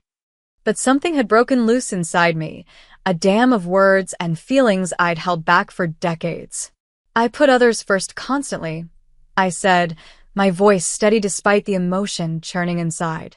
"I rearrange my schedule for family events. I call and check in. I remember birthdays and anniversaries. I listen to your problems and celebrate your successes. When have any of you done the same for me?" "That's not fair," my mother protested weakly. "Isn't it? When was the last time any of you asked about my work without changing the subject after 30 seconds? When have you ever prioritized my needs or even considered them at all?" Jonathan chose that unfortunate moment to return for our orders. Reading the tension at the table, he mumbled something about giving us more time and retreated. "Look what you've done now," Caitlin hissed. "You've made things awkward for everyone." I laughed, a short, hollow sound. "That's rich, coming from you. This entire vacation has been awkward since I discovered you all deliberately excluded me from the room bookings." "We didn't exclude you," my father insisted. "We made practical arrangements based on who matters and who doesn't." I finished for him.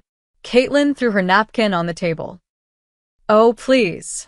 Derek and I need privacy with our daughter. We're an actual family unit. The real family here. Parents made the best decision for everyone." The restaurant seemed to fall silent around us, though I knew it was just the blood rushing in my ears. The words "real family" echoed in my mind, crystallizing years of subtle and not-so-subtle messages about my place in this family hierarchy. I carefully placed my napkin beside my untouched plate, took a final sip of wine, and stood up. "If I'm not real family," I said with a calmness that surprised even me, "then I'll leave." For pairs of eyes widened in shock. They had never expected me to stand up for myself this way. "Morgan, sit down," my father commanded, using the authoritative tone that had worked when I was 12 but held no power now. "You don't mean that," my mother said, anxiety creeping into her voice. You're overreacting. Caitlin's expression shifted from smugness to uncertainty. Don't be dramatic. I'm not being dramatic. I'm making a choice to remove myself from a situation where I'm not valued. I picked up my purse, suddenly feeling lighter than I had in years. Enjoy your vacation. I walked out of the restaurant with my head high, ignoring my father's calls behind me. In the lobby, I requested a taxi back to the resort. The ride was silent, my mind strangely calm as I formulated my next steps. At the resort, I packed efficiently, leaving my parents' room as neat as I'd found it. I left a brief note on the desk. I've made other arrangements. Enjoy your vacation. As I wheeled my suitcase through the lobby, I heard Caitlin's voice. She had apparently rushed back from the restaurant ahead of our parents. This is ridiculous, she said, blocking my path. You're going to ruin the entire vacation because you can't have your way?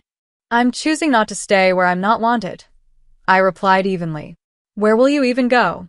Everything's booked. That's not your concern anymore. My sister's face flushed with anger tinged with something else. Was it fear? Mom and Dad are really upset. You're being selfish. I laughed softly. Isn't it interesting how setting boundaries is called selfish, but treating someone as an afterthought is just practical? Derek appeared behind Caitlin, looking genuinely concerned. Morgan, let's talk about this. We can figure something out. It's too late for that, I said, not unkindly. Some things can't be fixed with a last-minute compromise. My parents rushed into the lobby, faces flushed from hurrying. My mother's eyes were wide with panic. Morgan, please, she began, reaching for my arm. We can make the couch more comfortable, or maybe your father and I can take the couch and you can have the bed. The desperation in her voice might have swayed me in the past, but not today. This isn't about comfortable sleeping arrangements anymore. This is about respect. We respect you, my father insisted, his voice gruff with emotion he rarely displayed. No, you don't, I said simply. But I respect myself enough to leave. With that, I walked out the grand entrance where a taxi was waiting. As the driver loaded my suitcase, I could see my family watching through the glass doors, their expressions a mixture of disbelief and dawning realization that they had finally pushed too far. The taxi pulled away, and I felt a curious mixture of pain and liberation wash over me. Tears streamed down my face as we drove along the coastal highway, but they weren't entirely tears of sadness. Some were tears of relief that I had finally stood up for myself. Everything okay, miss? The driver asked, glancing at me in the rearview mirror. No, y ensuara tu nasli. But I think it will be. I scrolled through hotel apps on my phone, confirming what I already knew. Nothing was available in the immediate area. Expanding my search, I found a small luxury boutique hotel called the Ocean View in a town 30 minutes up the coast. Can you take me here? I asked, showing the driver the address. He nodded, and I sat back, watching the familiar resort area recede as we headed into unknown territory. My phone buzzed repeatedly with texts and calls from my family, but I silenced it, needing space to process my emotions. The boutique hotel was a converted mansion set on a bluff overlooking the ocean. Far from the commercial bustle of Myrtle Beach, it exuded quiet elegance. At the reception desk, a young woman with a nameplate reading, Amber, greeted me warmly. Do you have any rooms available? I asked, expecting disappointment. Amber checked her computer. You're in luck. We just had a cancellation on our presidential suite. It's our last available room. I'll take it, I said without hesitation, handing over my credit card. The suite would cost more than I'd planned to spend on this vacation, but in that moment, it felt like an investment in my self-worth. Rough day? Amber asked kindly as she processed my payment, perhaps noting my tear-stained face. Family vacation gone wrong, I said with a weak smile. Those can be the worst kind, she sympathized. Well, you're in for a treat with the presidential suite. It has a private balcony with an ocean view and a soaking tub big enough to swim in. As a bellhop named Marcus escorted me to my suite, my phone continued to vibrate in my purse. 47 missed calls and texts in the span of an hour. I turned it off completely. The suite was breathtaking, spacious and elegantly appointed with a four-poster king bed, a sitting area with a fireplace, and floor-to-ceiling windows leading to a private balcony. The marble bathroom featured a deep soaking tub positioned before a window with a sea view. "Will there be anything else, ma'am?" Marcus asked after depositing my luggage. "No, thank you. This is perfect." Alone in the silent room, I finally allowed myself to fully feel the emotions I'd been controlling. I sank onto the plush bed and sobbed, for the little girl who had never felt good enough, for the adult who had continued to seek approval from people unwilling to give it, for the family relationships that might never be what I had hoped. But as the tears subsided, something unexpected happened. A sense of calm settled over me, followed by a whisper of something that felt surprisingly like freedom. For the first time in my life, I had chosen myself over the approval of my family. I had set a boundary and held it. I drew a bath in the enormous tub, adding the hotel's lavender-scented salts, and soaked as the sun set over the Atlantic, painting the sky in brilliant hues of pink and gold. Tomorrow would bring new challenges, but tonight, in this beautiful room I had claimed for myself, I felt the first stirrings of a new kind of strength. The following morning, I awoke to sunlight streaming through partially open curtains and the distant sound of waves breaking against the shore. For a moment, I felt disoriented, then remembered the events of the previous day and my impromptu escape to this boutique hotel. Instead of the expected regret or anxiety, I felt strangely peaceful. I stretched luxuriously in the king-sized bed, savoring the soft sheets and the knowledge that this entire beautiful space was mine alone. The hotel's restaurant occupied a sunroom overlooking manicured gardens that sloped down to the ocean. White-jacketed servers moved efficiently between tables as a string quartet played softly in the corner. I was shown to a table by the window and presented with a menu featuring local ingredients and French-inspired cuisine. "First time at the ocean view?" asked a woman at the neighboring table. She was perhaps in her early 40s, with a stylish bob and an easy smile. "Is it that obvious?" I replied with a small laugh. "You have that. I can't believe I found this place. Look. I had it too, my first time." She extended her hand. "I'm Rachel, by the way." "Morgan. Traveling alone?" Rachel asked as our respective breakfasts arrived, eggs Benedict for her, Belgian waffles with fresh berries for me. "It's complicated, I admitted. I was supposed to be on a family vacation, but things went sideways." Rachel nodded understandingly. Family vacations are emotional minefields. I'm solo by choice this trip. Needed some me time after a hectic work year. Something about Rachel's straightforward manner invited confidence. Over coffee, I found myself sharing the room situation and my dramatic exit from the family vacation. "Good for you," she said firmly when I finished. Some people never learn to set boundaries with family. They spend their whole lives being the designated doormat. "I've never done anything like this before," I confessed. "Part of me feels liberated, and part of me feels guilty." Rachel stirred her coffee thoughtfully. "Guilt is the tax we pay for doing what's right for ourselves when we've been conditioned to put everyone else first." Her words resonated deeply. After breakfast, we exchanged phone numbers and made plans to meet for dinner, giving me my first unexpected gift of this solo adventure, a new friendship. Back in my room, I finally turned on my phone to find it immediately buzzing with notifications. 47 missed calls and twice as many text messages, ranging from my father's terse "call immediately" to my mother's increasingly frantic "please let us know you're safe," to Caitlin's progression from angry "way to ruin everyone's vacation" to concerned "seriously, Morgan, where are you?" I composed a brief text to my parents. "I'm safe, but need space to think about how I've been treated. Please respect my decision." Then I silenced my phone again, slipped it into my purse, and headed out to explore the charming coastal town that surrounded the hotel.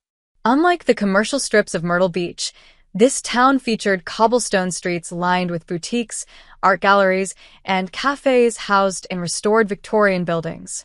At a local tour company, I met Brandon, a guide with sun-bleached hair and an encyclopedic knowledge of the area's history and hidden gems. "Most tourists never make it up here," he explained when I inquired about a private tour. They missed the best parts of our coastline. By noon, I was following Brandon along a secluded beach accessible only by a narrow trail through maritime forest. We had the stretch of pristine sand entirely to ourselves, save for a few shorebirds probing the wet sand for crabs. The locals call this Serenity Beach, Brandon told me as we walked along the water's edge. It never appears in the tourist brochures. The day unfolded with unexpected pleasures. A picnic lunch at a lighthouse overlooking the Atlantic, a visit to a local potter's studio where I purchased a handmade mug as a souvenir, and an impromptu wine tasting at a small vineyard tucked away on a coastal bluff. Throughout the day, I posted photos of my experiences on social media, something I rarely did. Part of me, a petty part one wasn't entirely proud of, wanted my family to see that I was not only fine without them, but possibly having a better time. By late afternoon, my phone buzzed with a call from Derek, my brother-in-law. Curious about his calling separately, I answered. Morgan? Thank God. Everyone's been worried sick. I texted that I was safe. I reminded him. I know, but... He paused, and I could hear him moving, presumably to somewhere private. Look, I wanted to call and say I think they were wrong about the room situation. I should have spoken up sooner. His admission surprised me. Derek had always been pleasant, but typically sided with Caitlin in family matters. Why didn't you? I asked, not accusingly, but genuinely curious. He sighed heavily. Marriage means picking your battles. But what Caitlin said at dinner crossed a line. Real family, that was cruel and untrue. Thank you for saying that, I said, unexpectedly touched by his acknowledgement. Where are you staying? Everyone's going crazy trying to figure it out. I'd rather not say right now. I need some space. Derek was silent for a moment. I respect that. Just take care of yourself, okay? After we hung up, I checked my messages again. My parents had moved from concern to pleading, offering to rearrange rooms or even cut the vacation short. Caitlin's messages remained a mixture of indignation and grudging concern, especially after she'd apparently seen my social media posts. Who are you even with? Her latest text demanded. How did you find a hotel? I left all the messages unanswered, a small act of self-assertion that felt significant. For years, I had jumped to respond to family communications, always prioritizing their needs and feelings. This deliberate silence was new territory. That evening, I met Rachel for dinner at the hotel's upscale restaurant. Over locally caught seafood and a bottle of excellent Sauvignon Blanc, our conversation meandered from careers to relationships to family dynamics. My sister and I have a complicated relationship too, Rachel confided. She was always the golden child, the one who followed the prescribed path. Does it ever get better? I asked. It got better when I stopped expecting her to be the sister I wanted and accepted the sister I had, she replied. And when I started building a life that made me happy, regardless of family approval. After dinner, Rachel invited me to join a small wine social in the hotel's garden terrace, where I met other guests, a retired professor and his wife celebrating their anniversary, a novelist researching her next book, and a corporate lawyer on a mental health break. As we chatted under string lights with the sound of waves in the background, Brandon, my tour guide from earlier, appeared. He had stopped by to drop off brochures for a local festival but accepted the group's invitation to join us for a glass of wine. Sitting in that garden, surrounded by new acquaintances who knew nothing of my family history or expectations, I felt an unfamiliar lightness. These connections, though temporary, felt more authentic than many of my long-term relationships where I constantly worked to maintain approval. When Brandon mentioned an impromptu beach concert happening nearby, our little group decided to attend together. We walked along moonlit streets to a bonfire on the beach, where local musicians played acoustic guitars while people danced barefoot in the sand. Under the stars, with the rhythm of the music and the ocean as a backdrop, I realized I was genuinely happy. Not the manufactured happiness I often projected for my family's benefit, but a real, uncomplicated joy. Later, alone in my luxurious suite, I made an impulsive decision. I would extend my stay at the boutique hotel for another week. I had vacation time available, and the thought of returning to my family's trip held no appeal.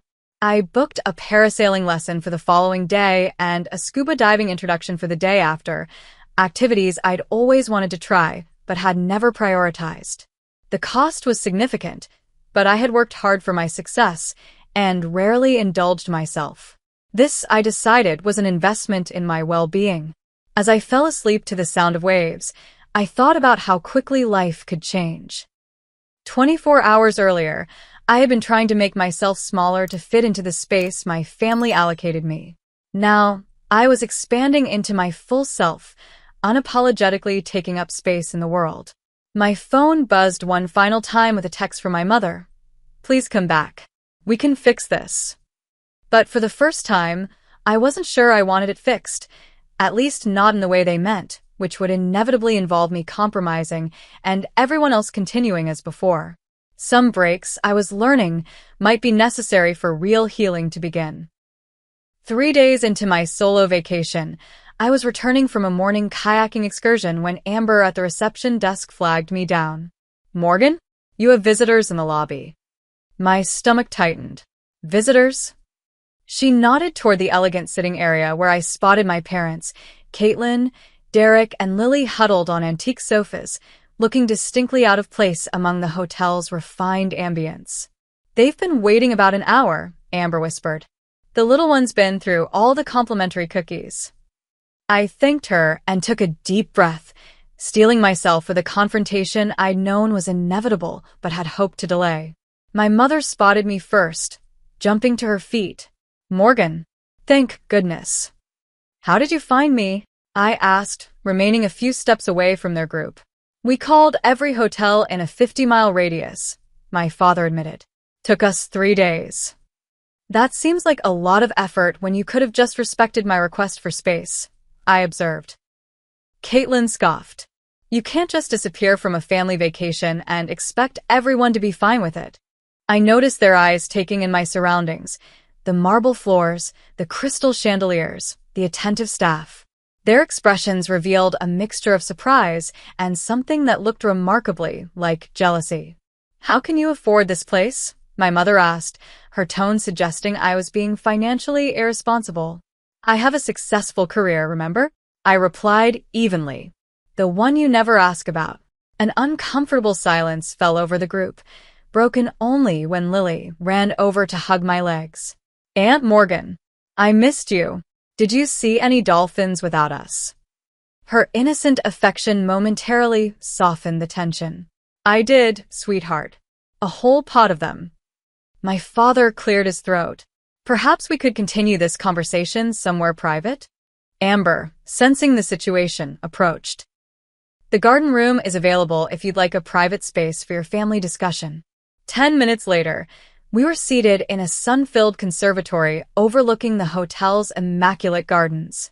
A server had brought a tea service and discreetly withdrawn, leaving us to our uncomfortable reunion. "You've made your point," my father began in his problem-solving voice. "Now it's time to come back and salvage what's left of our vacation." "What point do you think I was making?" I asked, genuinely curious about their interpretation of my actions. "That you were upset about the room arrangements," my mother supplied. "We understand now. We can switch things around."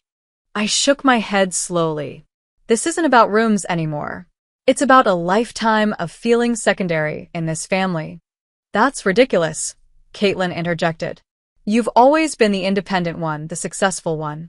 If anything, I've lived in your shadow." I stared at her, genuinely surprised by this revelation. "My shadow?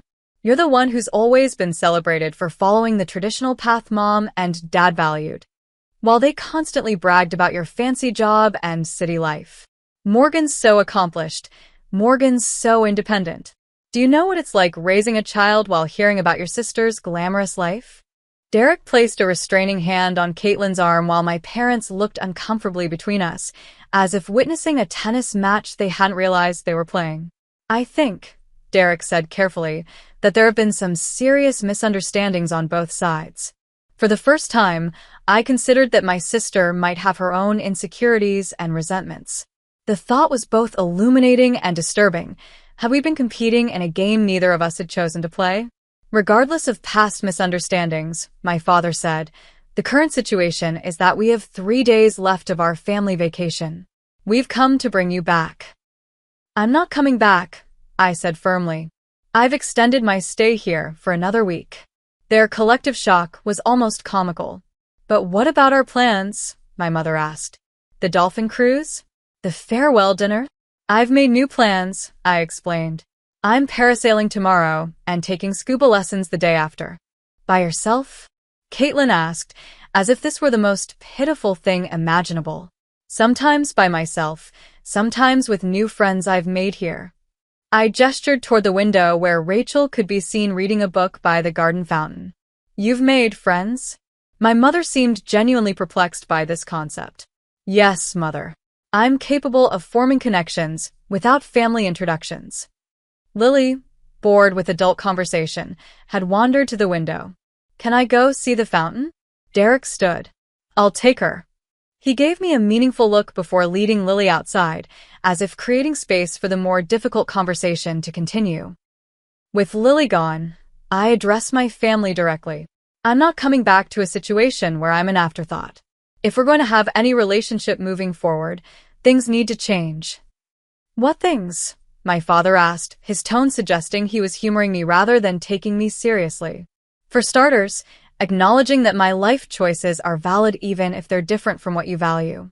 Recognizing that I'm an equal member of this family, not an accessory. And most importantly, understanding that I won't accept disrespect or dismissal anymore. My mother's eyes filled with tears. We've never meant to make you feel unimportant. Intent doesn't negate impact, I said, quoting Jillian. You may not have meant to hurt me, but the pattern has been consistent and damaging. A heavy silence fell over the room. Through the window, I could see Derek and Lily by the fountain, now joined by Rachel, who was showing Lily how to make a wish before tossing in a coin. Finally, my father spoke, his voice uncharacteristically subdued. We've been poor parents in some ways, haven't we? The admission, so unexpected, brought a lump to my throat. Not poor parents, just inconsistent in how you showed love and support. I don't want to lose my daughter, my mother said softly. You don't have to, but our relationship needs to change. Caitlin, who had been unusually quiet, finally met my eyes. The real family comment, that was awful. I was lashing out because I was jealous. Jealous? Of what? Your freedom, your success, the way you've built a life entirely on your terms. She twisted her wedding ring nervously. Sometimes I feel like I rushed into the path everyone expected without exploring alternatives. Her honesty cracked something open between us, a possibility of understanding that had seemed impossible days ago. I've been jealous of you too, I admitted. Of how easily you seemed to fit into what our parents wanted. Of your relationship with them. Our parents watched this exchange with expressions of dawning comprehension, perhaps realizing for the first time how their differential treatment had affected both their daughters. So what now? My father asked pragmatically. Now we establish new patterns, I said. I'm staying here for the remainder of my vacation. But that doesn't mean we can't see each other. What do you mean? My mother asked hopefully. We could meet for certain activities, on neutral ground. But I'll maintain my separate accommodation where I'm treated with respect. Derek and Lily returned from the garden, with Rachel discreetly remaining outside. Did Aunt Morgan agree to come back? Lily asked innocently. Derek looked at me, then at the others, reading the room.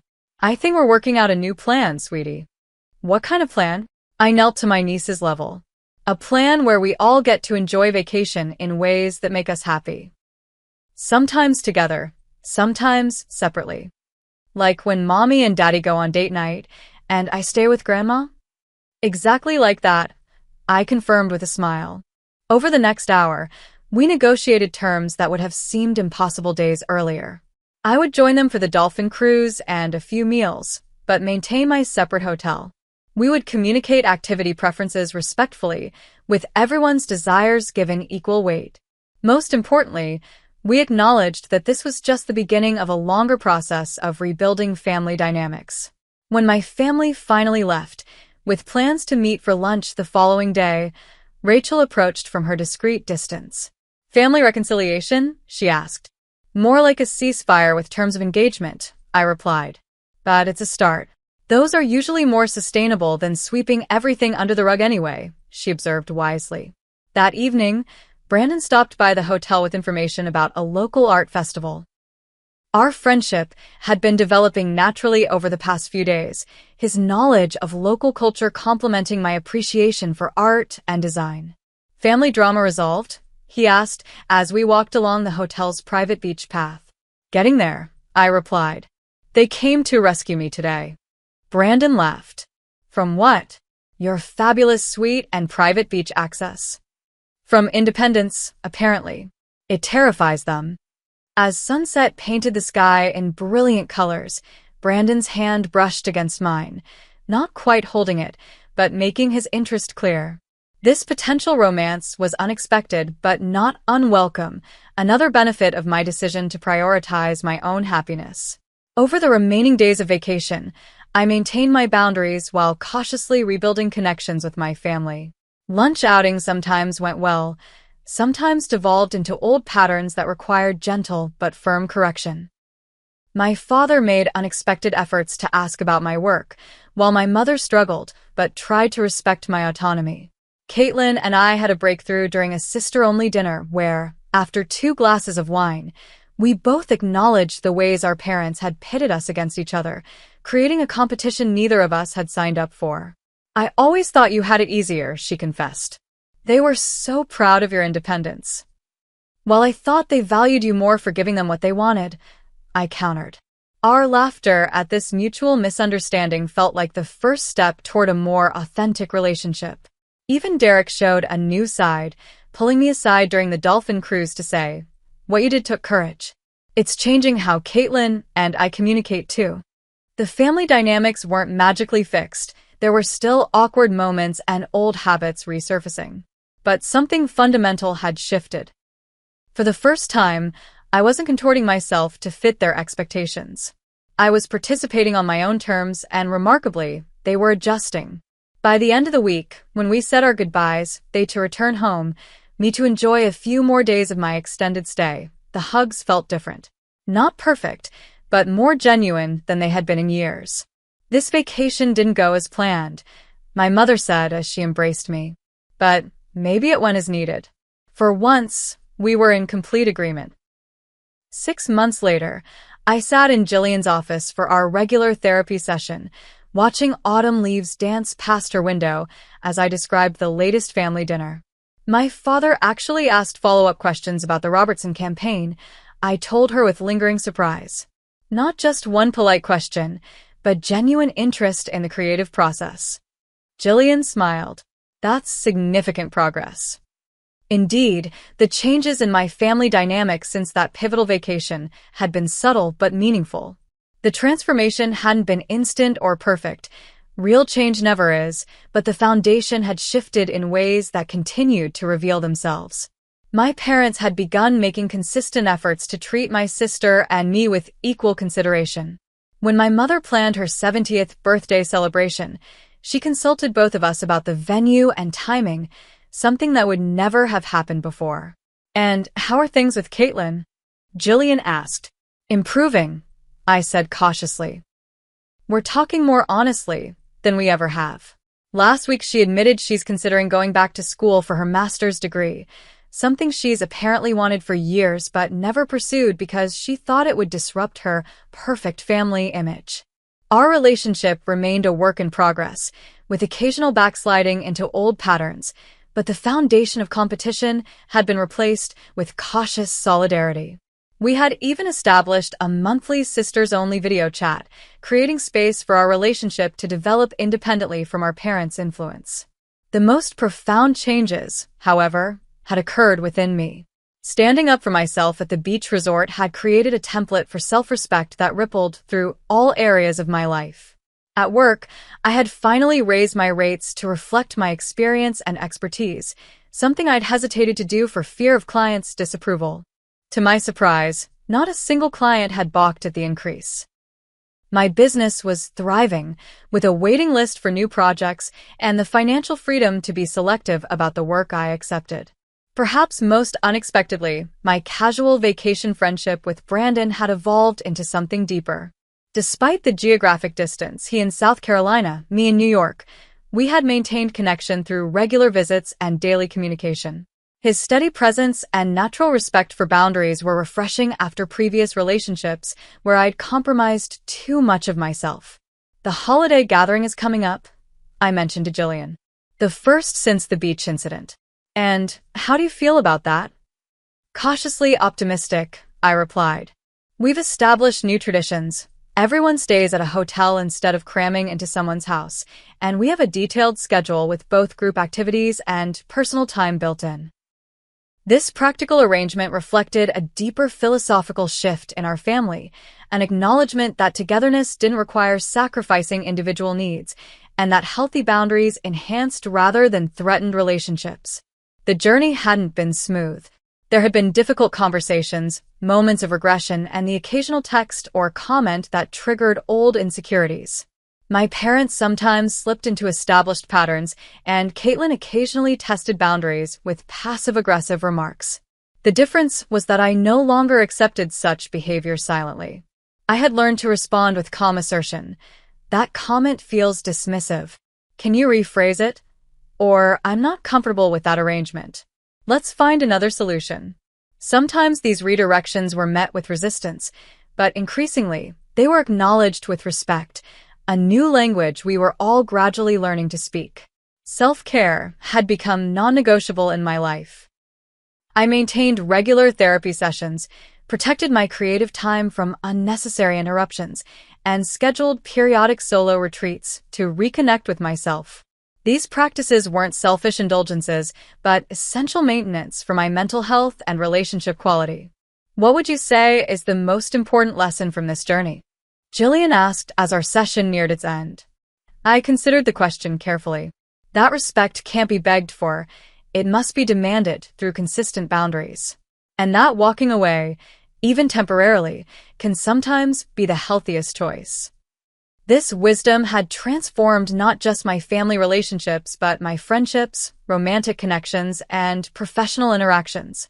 I had become more discerning about who received my energy and time, more courageous in expressing my needs, and paradoxically, more capable of genuine intimacy when those needs were respected.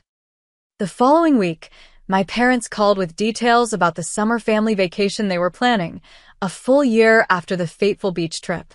We've reserved individual rooms for everyone at a mountain resort, my father announced, including one for you with a workspace in case you need to handle client emergencies.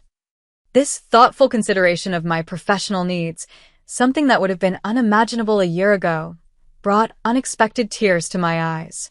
We were thinking, my mother added hesitantly, that you might want to bring Brandon if things continue to go well. This inclusion of my relationship, treating it with the same legitimacy as my sister's marriage, was perhaps the clearest indication of how fundamentally things had changed. Later that evening, as I worked on designs for a new client presentation, I reflected on how one moment of standing firm, walking out of that seafood restaurant with dignity intact, had altered the trajectory of my life. The decision hadn't been strategic or planned, but born from a place of authentic self-worth that had been building beneath the surface for years. The truth was that in demanding respect for my family, I had also learned to truly respect myself. In establishing boundaries with them, I had discovered my own unlimited potential when freed from the constraints of others' expectations. My journey continued to unfold in unexpected ways, with continued growth and occasional setbacks. The relationship with my family wasn't perfect. No relationship ever is, but it had evolved into something more authentic, more balanced, and ultimately more loving than the performance of harmony we had maintained for years. As I closed my laptop and prepared for bed, I thought about how many people remain trapped in unhealthy family dynamics their entire lives, never realizing that walking away, even temporarily, can sometimes be the catalyst for profound transformation. The greatest gift of that difficult vacation wasn't the beautiful hotel room I had claimed for myself, or even the newfound respect for my family. It was the unshakable knowledge that I was complete and worthy exactly as I was, with or without their approval. And that knowledge, once gained, could never be taken away. Have you ever had to walk away from a family situation to protect your dignity and self-respect? I'd love to hear your experiences in the comments below. Sometimes the hardest boundaries to set are with the people we love most. If my story resonated with you, please like and subscribe for more discussions about family dynamics and personal growth. And remember, prioritizing your own well-being isn't selfish. It's the foundation for all healthy relationships. Thank you for listening to my journey, and I wish you courage on your own path to self-respect.